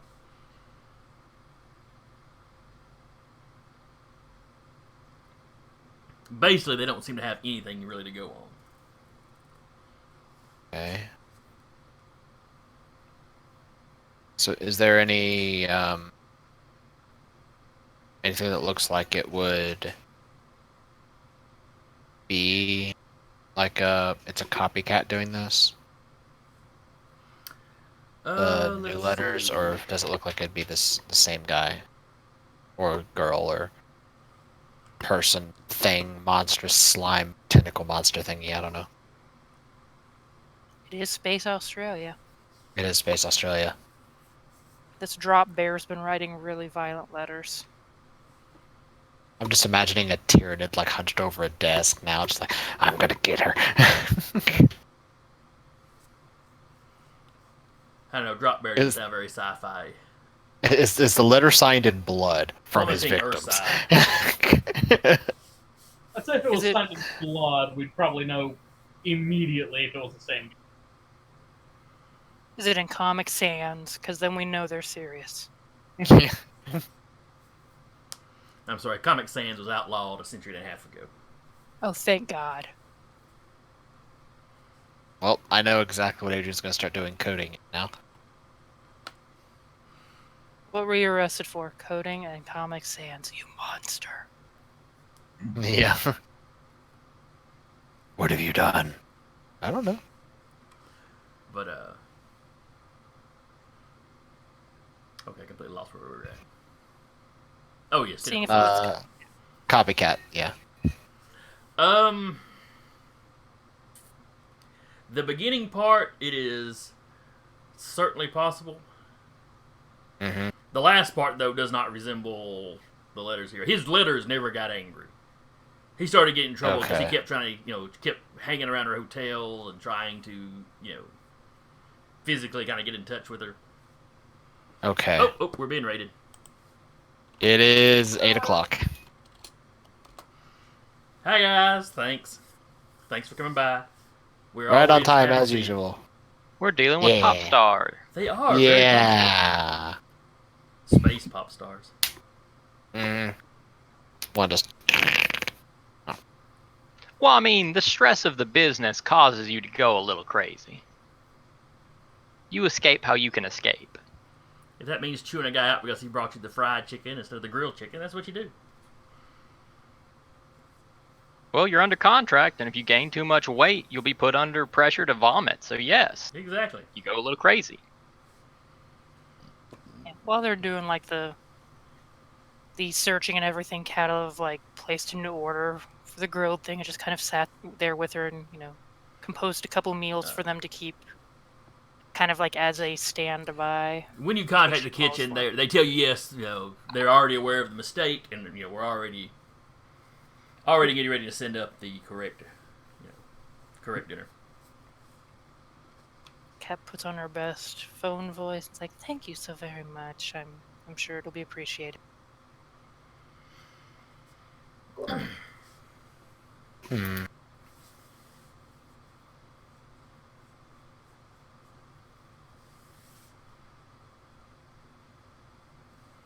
All right, let's see. So Francis, Jade, and Kat are all in the living area with her, listening to her music, and getting copies of her entire catalog. Danru, where are you at?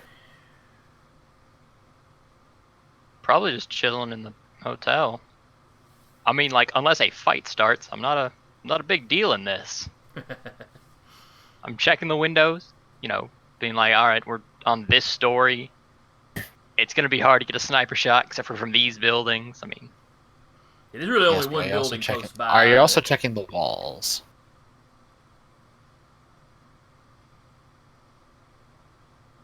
I'm sure the hotel has some security. I pull out a tape measure and go, all right, I can use my pole arm in this area and that area. Everywhere else is spear. It's a fairly high ceiling in most of the area. Lots of open space. Furniture. When you're examining the windows, Mortimer walks up to you. The window, he tells you, according to the hotel, the windows are reinforced. Doesn't account for a damn thing. He goes, there is a shield generator on the roof. They can cover the top of the building with a shield. We've had them turn that on. They only drop it if they have, if they have some vehicle landing on the roof. Are there any scheduled? No. The only time it Good. happens is personal vehicles of whoever's staying in the penthouse. So, If we we have get one any up there, but If there's any unexpected visits or exits, please keep us notified. Of course. Oh yes, and he sends you the itinerary over the next few days of a couple of public appearances she's got, signings, autograph signings, and things. Are there already planned positions for us during those, or do we need to map out where someone can be? You'll need to map those out. Are they in open locations? Like open air locations? Who do I need to communicate with to map that out?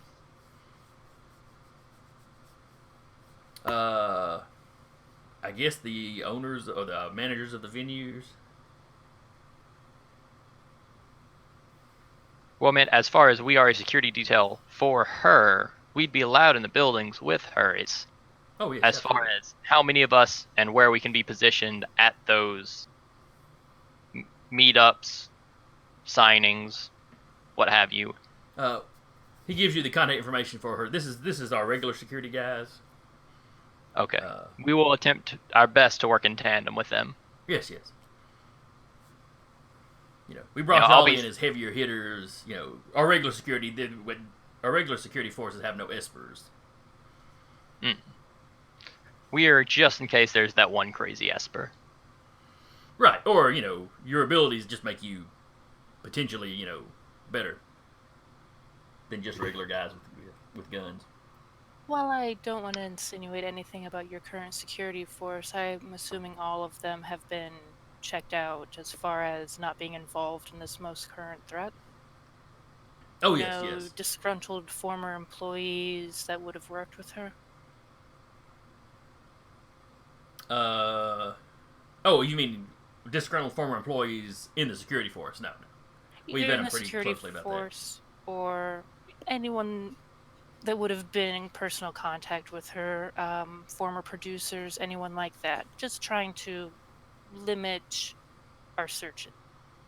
Oh, her former manager does not have fond feelings for her. But I mean, he's whatever else I could say about him. He's a professional. I mean, Understood. He wouldn't take it to a physical level. no. That would threaten too many. That would threaten too much of his business. He has a lot of big names.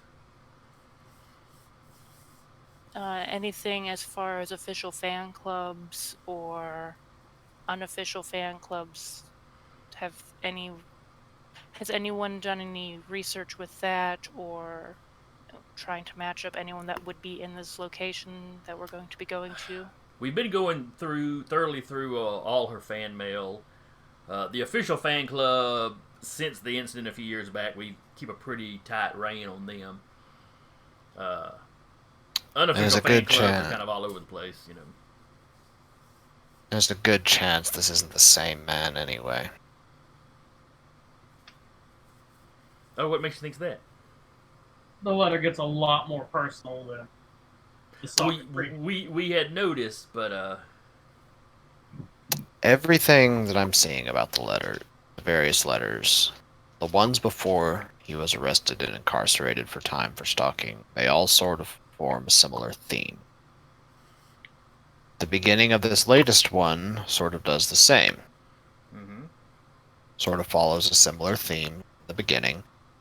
However, the rhetoric drastically changes towards the latter portion of the letter, especially the last half. Yeah, it was more like, yes, I read it. It's like he was getting angry or Yes, however, kind of vulgar. From looking through everything previous, it seems to be that this man that was arrested for stalking previously, even in the more crazy moments, from I see with some of the later letters, not once did he ever get angry.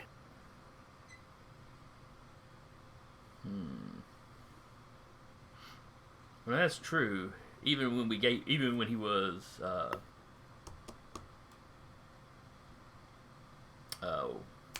a cease and desist, but a restraining order. Even when we put the restraining order on him, he was upset about it, but not angry. So We actually have him on film crying when it was delivered. More commonly, in cases like this,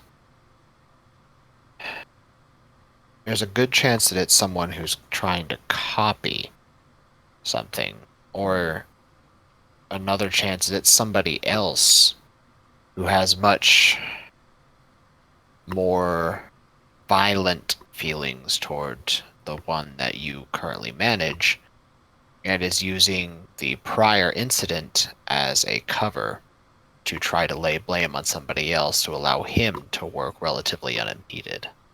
Well, that's very possible. Would not explain why this Cedric fellow disappeared, though. How long ago did he disappear? About 3 weeks before we received the letter. Under mysterious circumstances? Yeah, how or mysterious of a just circumstance are we talking? Just completely vanished off the radar, then suddenly reappeared again? went off world? No. According to the police I've spoken to, he was showing up for work regularly. Called in sick a couple of days, and his employer hasn't heard anything from him since. His neighbors haven't seen him since about that same time. Well, that sounds familiar. Now, he did arrange for someone to take care of his pet, but other than that, Then it wouldn't have been an unexplained disappearance. If he arranged for someone to take care of his pet, which most people care deeply about their pets, he planned to disappear. that was the conclusion they had drawn. Either that, or whatever illness that he might have contracted so very suddenly he knew that he was dying. Mortimer just kind of looked at it. That seems like a jump. We don't have any. It's really not, considering some of the shit we've dealt with. Oh well, how about your experience then? But We have had a case before where someone suddenly died only to come back as somebody else.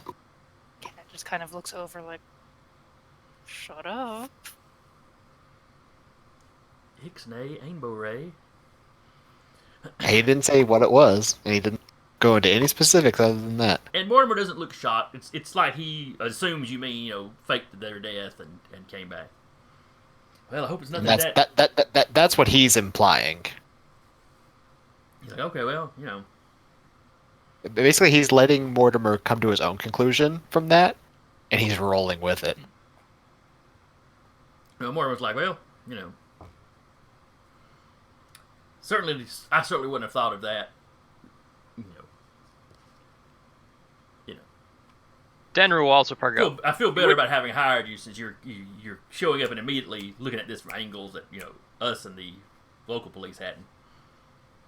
It would also be incredibly strange for this stalker to arrange everything to disappear, only to do the exact same thing he did without disappearing before. And suddenly a great deal more violently, too.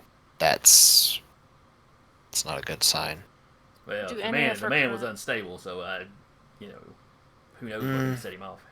Obsession, up to a point, is still stable, but something the difference between these letters is so drastically different that there's something else at work here beyond just mental stability. I don't think this is the same person. None of her recent songs make any reference to the Cedric guy in like any kind of way, like as far as like references to a stalker or anything like that. Mortimer said, no. I couldn't convince her. Well, excuse me. Her previous manager couldn't convince her not to do Creeper. Right afterwards. But other than that, we managed to keep her stuff a little more lighthearted than that. Which letters came in after that song was published? She wrote that. She published that song after after the legal action had already been taken. You know, Okay. she began After writing the it after the restraining order, but it didn't get published till after he was already sentenced by the time it was published. I see. There was years before this, or between this. Yes. Yeah, it's been like I said 3 or 4 years since this all went down. Because you know, Creeper was a big hit, but partly because it was such a different tone than our usual stuff. See. Adrian is going to mentally connect to Yanni. He's going to tell Yanni to leave the ship. And I assume, was this man's like address or whatever made public? I should ask that first. It's not public, like news articles talking about this stalking, you know, listed as home address. Yeah. But with you poking around and have access to the material that Mortimer's got, yeah, you get his apartment number and all that. Okay. He's gonna take a look at that. Is it the same one as the one from the most recent letter? But Or only was the that letter sort has of- like an address. Yeah, the letter was delivered anonymously, so. Okay. Well, I'd say it's one of those things that I might as well ask, Oh yeah, it doesn't hurt to ask. just in case that there was and someone was just really dumb. But World's dumbest criminal. yeah, basically. Okay, so there was no address. Okay. He's gonna tell Yanni to leave the ship and go to the man's old address. Okay, the man did not live here in town. Okay. I mean, we've got time, I assume, because we're gonna be here for several days. So All right, Yanni, I need you to leave the ship, Need you to go cross continent. hit your ride on a train. yeah, how far away is this dude's address? I should ask that too. Oh, Yeah. his home is several hundred miles away. Several hundred Okay. I mean, the lady's on. He lived in a tour, coastal city. Okay then. So that's a different story. I figured it was like an in-town thing. No. She doesn't Okay. live in this town even. I mean, she's just Okay. here for this concert coming up. Right. And a couple of other public appearances. Okay. Pat's gonna look over at Stella and be like, "I need you to, think on any of your most recent signings or concerts. Was there anyone in particular that stuck out? Anyone that gave you kind of a weird vibe?" Oh, I don't know. She's like, there's always a couple of creepy older guys. But you're smart. You know the difference between creepy older guy and someone that might have ill intention. She's like, yeah, nobody that felt dangerous. Of course, my regular security guys have been, kind of extra careful about that sort of thing lately. And she'll look over at Mortimer. Has the security reported anyone hanging around venues or trying to get into the venues? I mean, aside from, the traditional just rabid fans, someone maybe with more ill intent. He tells you no. Well, like you said, we've had the typical, younger guys trying to climb a fence or sneak in backstage, that sort of thing. But, nobody that was, like, armed or anything that would trigger real warning flags, if not for this threatening letter we'd already gotten. How was it delivered? Electronically? No, it's a physical. It was a. You never know. It was a Oh, physical. physical letter. Physical letter. Okay. Snail mail still exists. Wow. Well, Give me the that's date the and time that thing. you received it. It was simply left on her. It was left on a table in her hotel room. Not this one. We were in another city, Which hotel? but he rattles off the name of hotel. Assuming What was the the room hotel. number? He gives you that information. I don't. Sarah, get out of my head. I'm assuming the hotel had security footage, and you guys have reviewed it. To what end?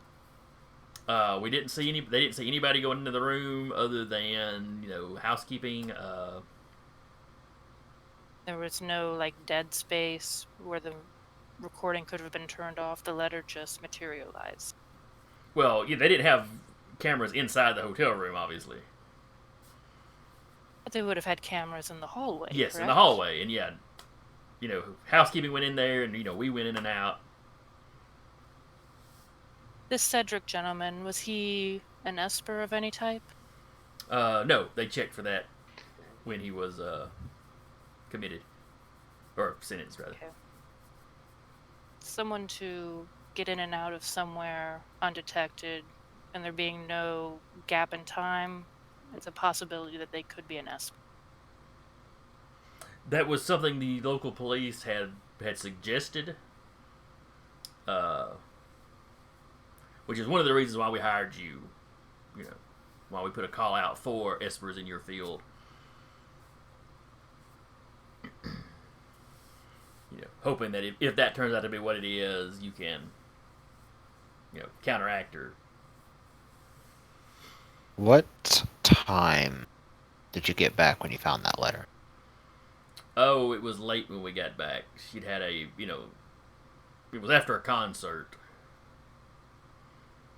So, the concert wrapped up 10 or 11 probably. It may have been 1 o'clock when we got back to get back to the room.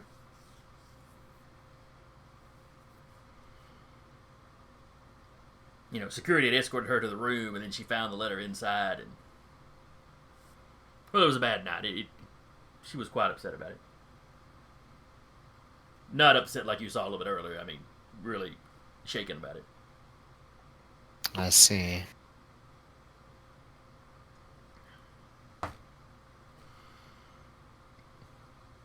As you're talking, room service comes in again. It's a different worker this time. It's a lady that comes in with it this time. Where Francis and Jade have probably been taking the blunt of Stella's attention since Kat stepped off and was talking to Mortimer and Adrian and Andrew. But she's been chewing the fat with you about this song and that song, and really talking about herself a whole lot. Just As one does. every now and then asking a question about your home worlds and this, that, and the other, because she has not been she's done a concert out at the station, but other than that, she hasn't really been off world any. I think after all this time, Jade's probably started warming up to her a little bit more. Might grudgingly like the song, yes. But she's also trying to get her to order some drinks off of room service.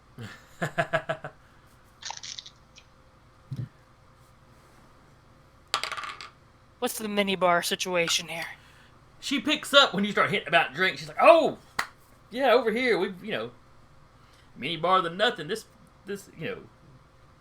suite's got or the penthouse they got a full bar." Well, what would you like? I'll grab you something.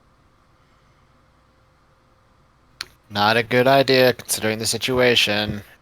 Danner Sands, only 2 of you get allowed to drink. I can't hit anything anyways. I think something's wrong with my eyes. I need to get them checked out next time we have a Yeah, doctor. look, Jade, we're on the job. You're dangerous enough as is. I'm just saying it won't hurt anything. Stella's like, no, 1 drink will be fine. Come on, we won't. I say that now. We won't get into the hard I'll bring stuff. her a drink. Fine. Dan reemphasizes, I will allow 2 of you to drink. Wow, he really is like a dad, isn't he? Yes. She asks you what you want, and she starts mixing drinks like a pro. Yeah. I mean, she's actually doing the little bottle spins and stuff. She's like, I had to learn this for a video one time.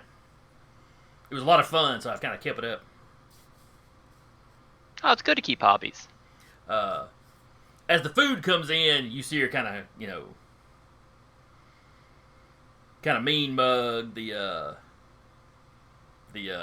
room service lady. She walks over, she checks the food. Everything seems to be to her liking this time. Cat will try and run interference as much as possible.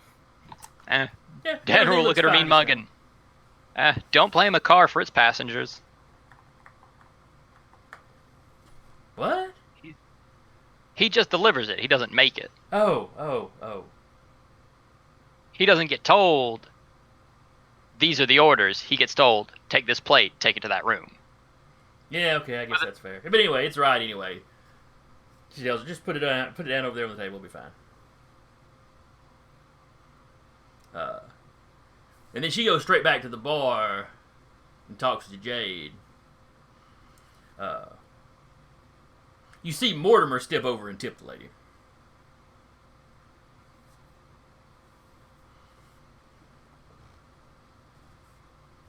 What's it's going on, Cats? Apparently, when she's in one of her moods and fussing, he don't get involved at all. Cat's gonna look over the locations that are listed. And since they aren't having the best of luck finding, who done it based on the information, she figures they may as well make sure that the locations they go to, they can secure as much as possible. Okay. She's Are got any 2 of them, public like- appearances coming up before the concert. The concert is, of course, in a large stadium sort of setup. How do I keep losing my pencil? There we go. The public ones, are they like in a building kind of setup, or is it One of them's in a area? building. It's a kind of morning show, talk show sort of thing. But one that has a large studio audience. And the other one is kind of a public appearance out at the opening of a real high-end clothing store. That she does some... well, they're sponsoring the tour.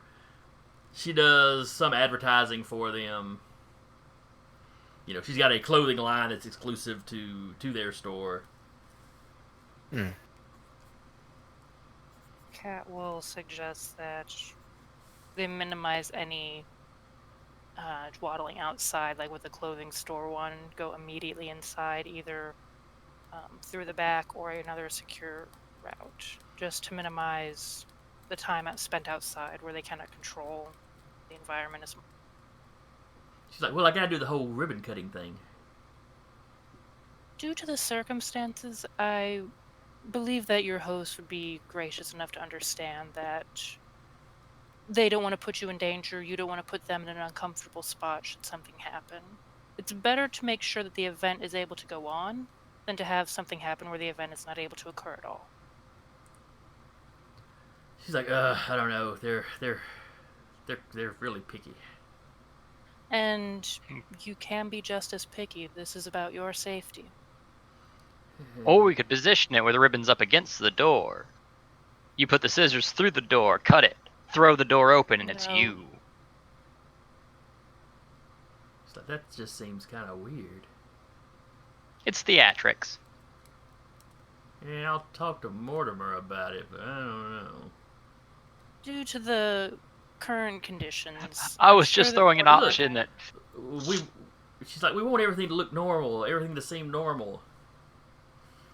Exactly. We hired you so I could go about and act normal, and And you hired us to protect you, and that is what we are doing. But if I'm just gonna hide, I can do that on my own. What you need to understand is that if this is an Esper, they can come at you sideways. And we can't protect you should they come at you sideways. We need to eliminate routes that they can approach you. I thought some of you were Espers too. I thought that's why Mortimer, isn't that why we hired them? Yeah, we are Esper. We are also others? Espers, but understand that there are certain abilities that cannot be blocked. we need to make sure that the routes that are accessible to you are blocked or very limited. This will allow us to do that. It will allow your activities to go on with very little interruption or change. Moving it inside of the building is very little change. You will still have the talk show as it proceeds, and I am sure that the security at your concert is either going to be upgraded or be more than sufficient to protect you. I'll have Mortimer talk to the guys. This one, We could Adrian even would possibly just- offer perhaps a VIP treatment. Have something auctioned off for charity for like certain people to come in earlier. Have a lunch or a breakfast with you before the ribbon cutting. Dan will perk up. All right, this sounds like we're trying to manage her a bit. Let's not try too hard on that front. They know the business aspect of their business. Just trying to eliminate access.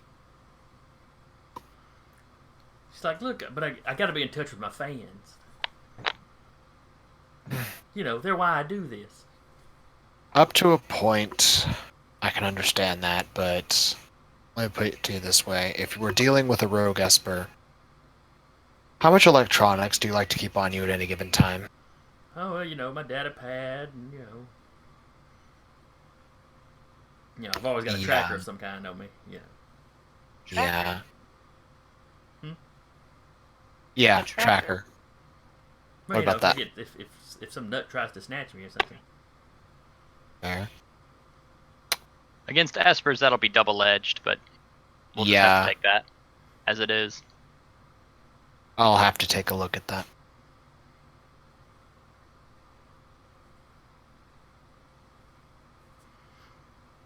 Like, oh, well, you can't really see it because it's a chip that's right in here. But Adrian looks at it. Yeah, I can. have you got X-ray Does vision? Adrian rattle off the serial number? No. But I have intimate connection with any kind of electronic I'm anywhere near. Yeah. Oh, okay. And people like me, with just a data pad and a tracker, unless you have people looking out, unless you take a little bit more care, you'd be gone. Oh, okay. We're not trying to change your entire concert or your entire lifestyle or prevent you from connecting with your fans. We're just trying to make sure that you are safe. Oh, all right. She kind of looks at Adrian. You're one of those techno mans, aren't you? I'm good with technology, yes. Dan stops because it's past time. Why are you two talking like that? He just Cat looks. just looks over and grins like the "I will tell you later" grin. Talking like what now? They're just far less sociable with me.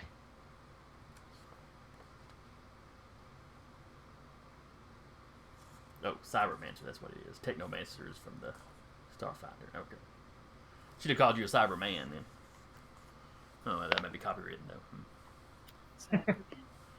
Yeah, maybe. It's been enough years. I'm sure they've let the copyright slip. Or do you mean us? In real life, that's copywritten. Yes, in real life it's copywritten. Oh, okay. Yes, I'm sure by this point in history, Doctor Who will be public domain. Assuming Disney doesn't manage to kill public domain completely. I was about to say, Disney's probably still around in this universe. Yeah. I got a Dyson sphere around Soul.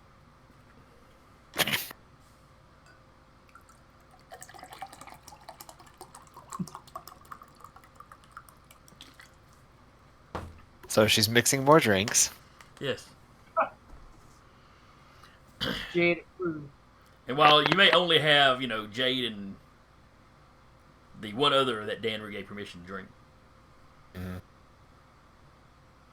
Jade, how heavy are you drinking?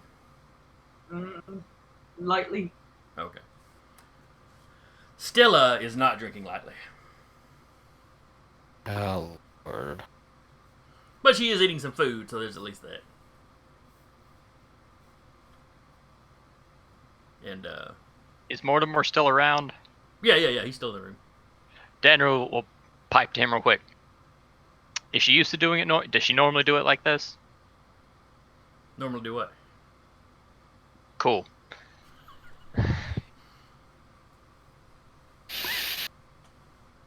He's like, oh, the drinking, yeah. If she's got somebody to drink with, yeah, she'll hit it kind of heavy. Alright. As long as it doesn't throw off future plans. Oh, yeah. I'll rein her in here in a little bit. Thanks, sir. Should we go look at the other locations? I mean, I'm sending messages with the standard security team, just see where they would like us positioned, all the jazz, see if we can agree with it. Adrian does not play jazz. I'm sorry. Jazz hands. Don't give him a saxophone. He'll blow out your eardrums. Well, the synthesizer, a saxophone. Everybody give me perception. Lovely. What, a roll? I'm not in combat. Stop doing this perception stuff while As we're I not try to killing. pick up my actual dice to roll. I actually rolled good. I Maybe stole your roll. dice. You rolled good. Oh, alright, that's it. This dice is retired. Hey! It'd been rolling crap, and now it's rolled me a 1, so. That 20 do. Set it 20 side up and just let it think about what it's done. No, Put you it set in it 20 jail. side down so the weight can ooze down to it. That's how solid object works. Ha! Well, no, you'd want the 1 to be heavier so it would tend to hit the bottom. No, you want the 20 to be heavier. So it lands on the bottom? Well, maybe Yes. if he's talking to me about my dice, yes, because GM. Because I don't want him rolling. Yeah, okay, 20. okay. I gotta metagame this. Yeah. Come at it sideways like an Esper.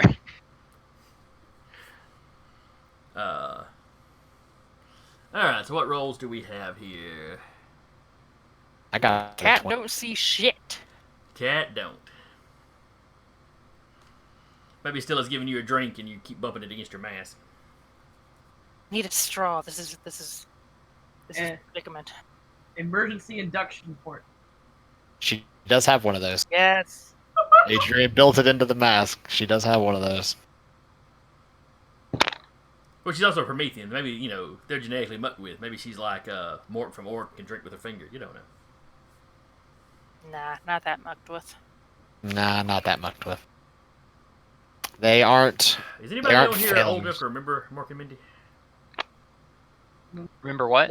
Mork and Mindy. TV show. Yeah. Robin Williams. Okay. Well, I mean, I know y'all could have seen reruns. But I mean, like when it was actually on.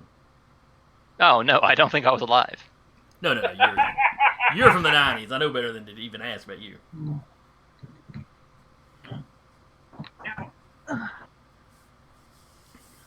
Nick at Night was a thing. Yeah. Alright, so anyway, Cat don't see nothing. Oh, that 12 is not the, It's from the 18 down. Yeah, I guess Cat's really the only one that does not notice this. Cat's too busy having flashbacks.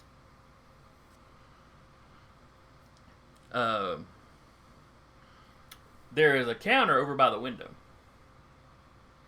And there's a slight ripple in the air. And then something kind of drops down onto the counter. Kind of wafers down. Like a What letter. is it? It is a folded piece of paper. Yeah, one of them kind of triple folded like you do a letter. Mm. Francis picks it up. Hot dog or hamburger fold? Asking the important questions. I have no idea how to answer that question, Tyler. What Okay. information are you trying to get? Does it fold like Whether a or not they're an Z, or does animal. it fold like this? Whether they fold it the proper way, where you unfold it and can read the letters. Oh yes, that's how they folded it. Yeah. Adrian just blinks and is like, well, that explains how the letter got there. Mortimer's like, what? And then he looks where you're looking, like, oh. What did you see? You're dealing with a melder. Francis He already gets out. up. Yeah, he gets up and heads over there to go see what it is. Mortimer looks thoughtful for a Mage. second. And then kind of checks his data pad. It's like he's heard the term melder before, but isn't 100% certain what the significance of it is. Let me Google this real quick. Basically. Space Google, give me the answer. Well, melders are space wizards, basically. Yeah, that is actually what you are, isn't it? Or what? No, Adrian I'm a is. technomancer. You mean a cybermancer? Cybermancer, yeah, that's it. I'm thinking Shadowrun. Yeah. Which is where Adrian is derived from. Is Melder maybe Melder was what Hull was? Hull's an engineer. That's right. We don't That's right. have We don't have a melder. Melder. Okay. We don't have a melder in this party. Melder. I was trying to remember if it's the adept or the melder that's the space wizard. I think it's the melder, because they do intelligence versus charisma. Yeah.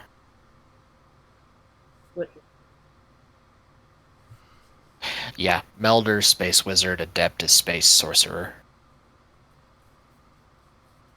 Magical space wizards. Yeah, basically. Cybermancer, space warlock, engineer, space cleric, hunter, space ranger, sentinel, space paladin, specialist. Not that a lot Specialist, of the space descriptions work rogue. perfectly, but it's relatively Yeah. close. They operate the same. To a Still degree. similar niches, but Yeah. all right. So this letter is dropped down.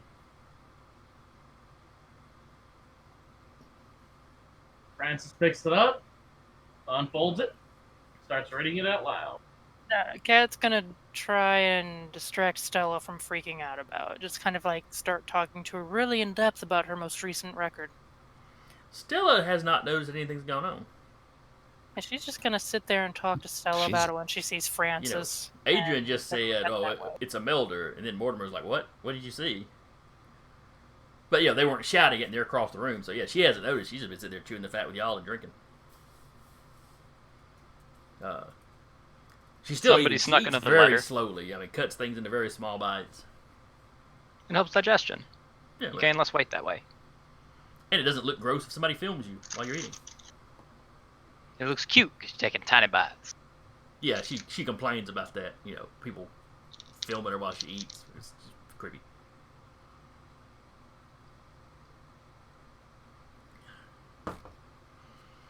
She has to be careful about what she eats out in public.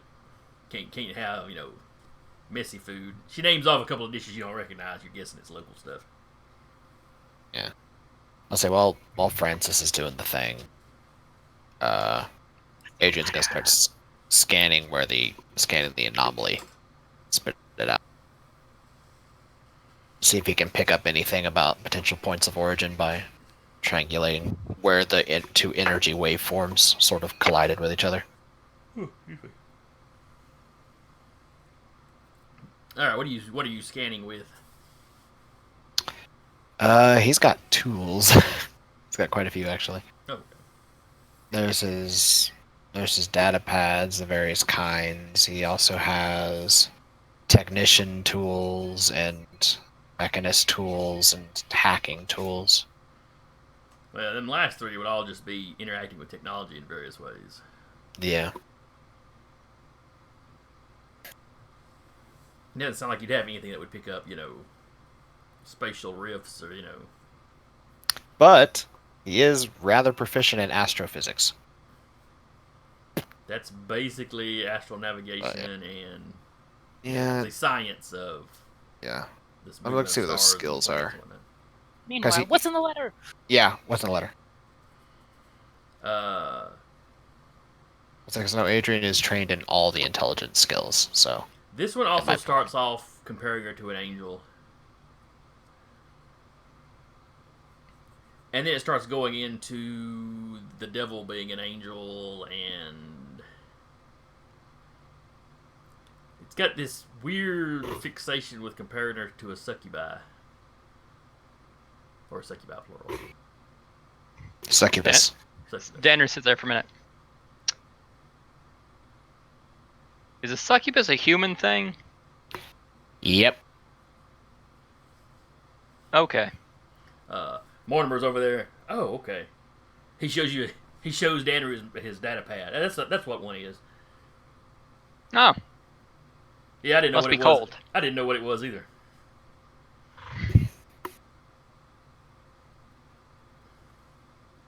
Wait, but aren't you human? Yeah, but I don't. I'm not very religious, so I mean, Ah,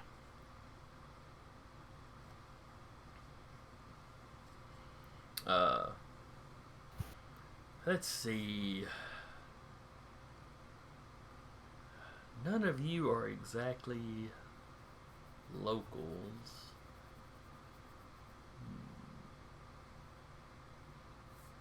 In fact, 0 of us are exactly local. Yeah, that's what I'm thinking.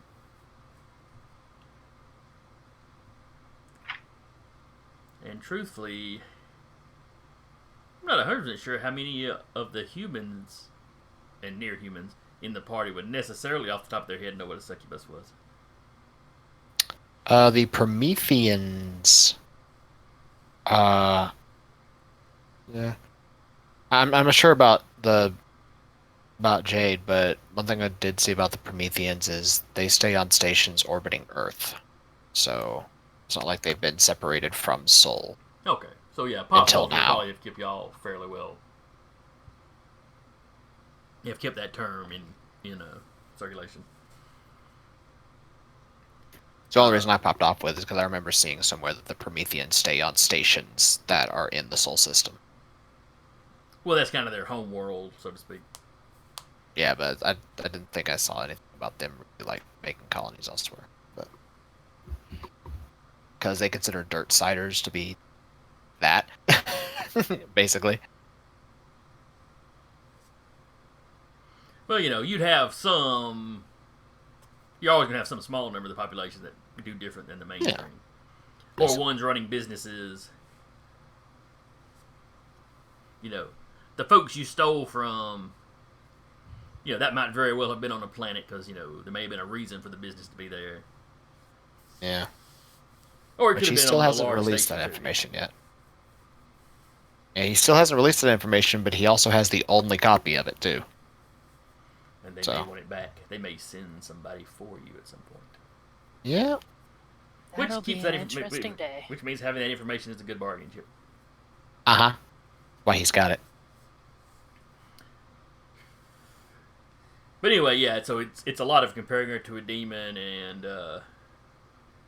talking about her needing to be exorcised. Were any of the groups that we looked into like exceptionally religious?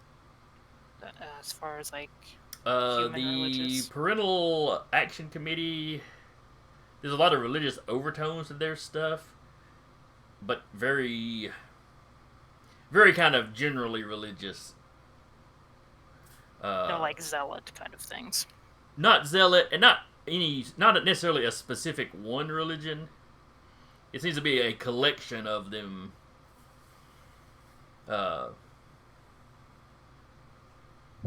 Maybe slightly conservative when it comes to things like how they dress. They're a little stuffy maybe, but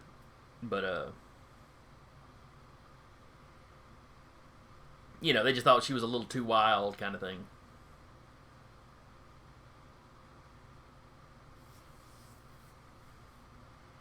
But Mortimer has to look up the whole exercise thing.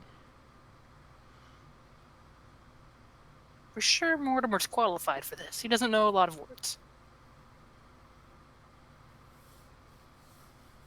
Yeah, he seems to know business, but yeah, succubi and exorcisms, yeah, that's kind of a new thing for him. Melder.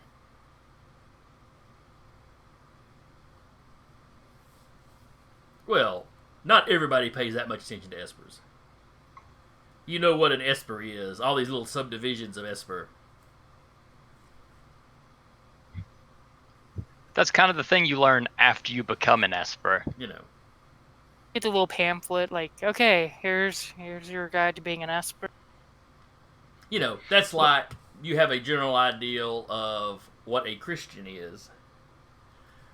And then somebody starts asking you about, Baptist, Methodist, Church of Christ, Church of the God of Prophecy, Mormon, you can get lost pretty quick if it's not something that you're really, really into.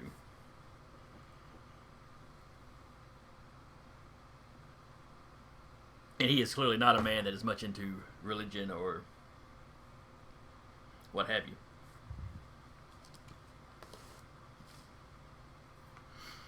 Which is probably not unusual for an agent,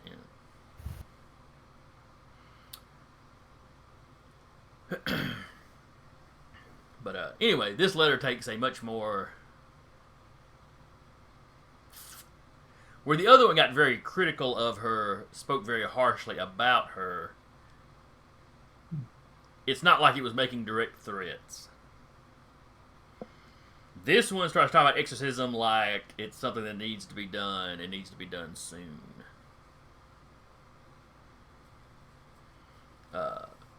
Talks about, refers to her as poison, and that somebody needs to save her fans. Oh, okay, it's allegory.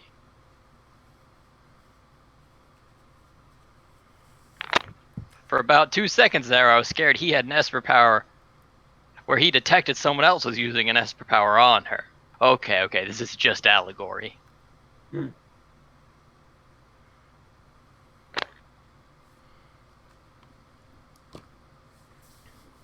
I no longer feel conflicted about punching this man. But anyway, that is the gist of this letter. Eventually, Stella kind of looks over at all y'all hunched over this thing. What have y'all got over there? Porn. No, it's not porn.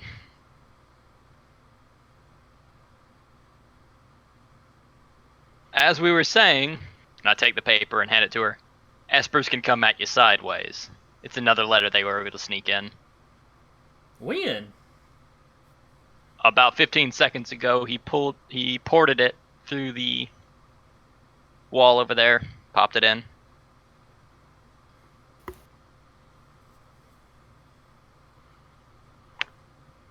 The range that they can do a small object like paper, we're not going to be able to track them just off that just yet. Oh, okay. But we know more of who they are and what they can do now. Why is he calling me? She's like, why is he calling me a demon? Exercise. Does he think I'm fat? No, sweetie. It's there's multiple definitions for the word exercise. That one's spelled with an O. It's a different thing. Oh. Like an exorcist. Okay, gotcha. yes. Gotcha. She ain't dumb. She's just ignorant. You hand her the information, she understands the information. Well, when she read succubus, she knew what that was. Yep.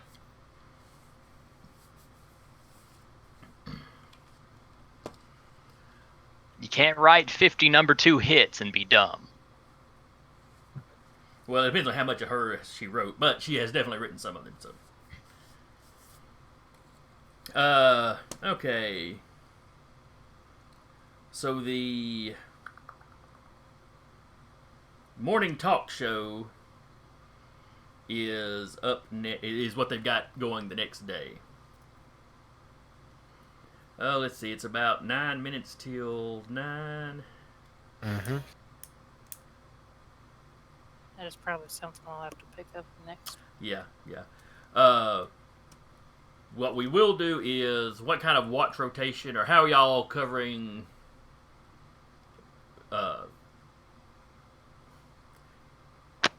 completely blanked on my train of thought there. What kind of watch are you setting up? How are y'all covering her for tonight? Adrian is going to recall Yanni to himself. And Yanni's pretty much just kind of like hover about 2-3 feet above her head at all times. And he'll just stay awake all night. Okay. Invisible, I assume? Oh, yeah. Okay. I mean, invisible is like his standard form until he's forced visible again. Now, she's got a large bedroom that's kind of off from this central living area. The penthouse is kind of a suite, so there's multiple rooms. Mortimer's got one. There's usually some of the regular security guys in one, though he's more than willing to give that one to you. To any of y'all that need it. He would like for at least somebody to stay in the main living area. Somebody awake at all times. Could probably rotate through that, and then maybe somebody. Does the hotel itself have a security office? It does. Like the other hotel the letter dropped up in, they've got cameras in all the cameras in the elevators. They got cameras in the hallways. None in the actual rooms, of course. Or the. Well, I don't know. They really have much in the way of public bathrooms. As swanky this place is, but they do it on the ground floor anyway. Cameras anywhere that is reasonable to have them. And the hotel staff is willing to work with you. Right. So, if you wanted to place somebody in their security room watching the monitors, that would be fine. They wouldn't leave you in there alone. They have some of their own people in there with you, but... I may have missed it. Do we have any room for our group in this hotel or no? Do what now? Do we as a group have a room in this hotel? Like no, adjacent to her but room? there are multiple bedrooms in this in the penthouse suite. Like Okay. I said, she's in the big one. Mortimer's in one. There's one that they usually gave to some of the security guys. Some of their regular security guys. That Mortimer is willing to give that to y'all. They have another smaller room elsewhere in the facility for the regular security guys. Yeah. May as well just rotate through at least one person up and maybe one person patrolling around. I don't know. One person awake and one person patrolling sounds like a pretty solid plan. Okay. Yanni's always awake. Yanni's gonna be right over her. Yeah. Well, that's in the room with her, so you got a set of eyes in the room with her. For when the deadly poisonous centipedes fall from the ceiling. Yeah. They come through the window. Yanni is R2-D2ing in the room.